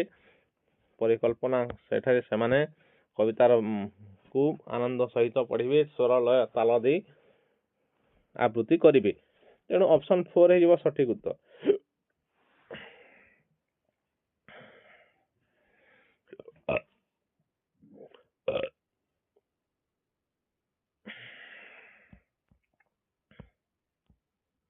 ଶହେ 48 ନମ୍ବର ପ୍ରଶ୍ନ ଦେଖିବା। ଶିକ୍ଷକ କ୍ଲାସରୁମରେ ବିଭିନ୍ନ ବିଷୟର ଭାଷା ବ୍ୟବହାର କରି ଶିକ୍ଷାର୍ଥୀଙ୍କ ସହିତ ଭାବ ବିନିମୟ କରିଥାନ୍ତି। ଏହି ଭାଷା କୌଶଳକୁ କ'ଣ କୁହାଯାଏ? ତ ତାହେଲେ ଏହାର ସଠିକ ଉତ୍ତର ହେବ ବୋଧ ଜ୍ଞାନ ଶିକ୍ଷା ସମ୍ବନ୍ଧୀୟ ଭାଷା ଅନର୍ଗଳତା। କଗ୍ନିଟିଭ ଏକାଡେମିକ୍ ଲାଙ୍ଗୁଏଜ ପ୍ରୋଫିସିଏନ୍ସି CALP, ଏହି CALP ଟର୍ମରୁ ଏହି ପ୍ରଶ୍ନଟା ଆସିଛି। ତେଣୁ ଏହି ବୋଧ ଜ୍ଞାନ ଶିକ୍ଷା ସମ୍ବନ୍ଧିତ ଭାଷା ଅନର୍ଗଳତା ହେବ ସଠିକ ଉତ୍ତର।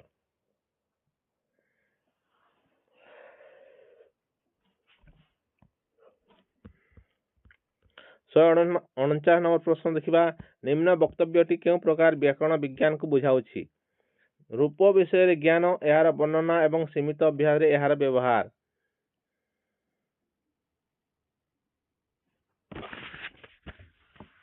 ତାହେଲେ ଏହାର ସଠିକ ଉତ୍ତର ହେବ ଅପସନ 4 ହେବ ସଠିକ ଉତ୍ତର ଡିକ୍ଲେରେଟିଭ ନଲେଜ। ଯେହେତୁ ବର୍ଣ୍ଣନା ଅଛି, ଡିକ୍ଲେରେଟିଭ ନଲେଜ ହେବ ସଠିକ ଉତ୍ତର।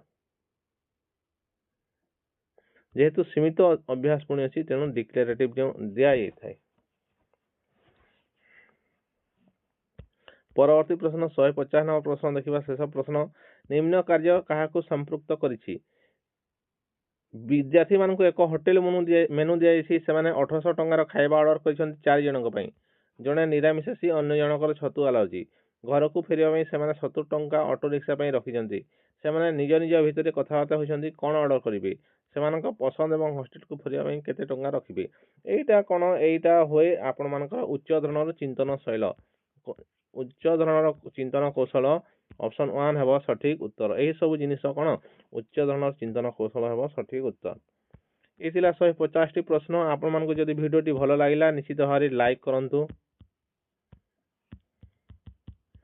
କମେଣ୍ଟ କରନ୍ତୁ ଏବଂ ନିଜ ସାଙ୍ଗମାନଙ୍କ ସହିତ ଏହି ଭିଡ଼ିଓଟିକୁ ସେୟାର କରିଦିଅନ୍ତୁ। ଆମ ଚ୍ୟାନେଲକୁ ସପୋର୍ଟ କରନ୍ତୁ ସେୟାର କରି। ଆଉ ଯେଉଁମାନେ ଆମ ଚ୍ୟାନେଲକୁ ସବସ୍କ୍ରାଇବ କରିନାହାନ୍ତି, ଏହି ଚ୍ୟାନେଲଟିକୁ ଓଡ଼ିଆ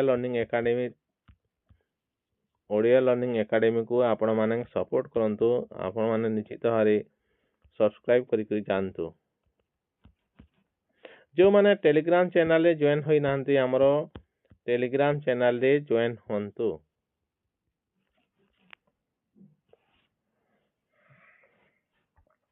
ଆପଣମାନେ ଭିଡ଼ିଓ ଦେଖିଥିବାରୁ ଆପଣମାନଙ୍କୁ ବହୁତ ବହୁତ ଧନ୍ୟବାଦ। ପରବର୍ତ୍ତୀ ଭିଡ଼ିଓ କେଉଁ ଟପିକରେ ଭିଡ଼ିଓ ଆଣିବା ଆପଣମାନେ ନିଶ୍ଚିତ ଭାବରେ କମେଣ୍ଟ କରିବେ।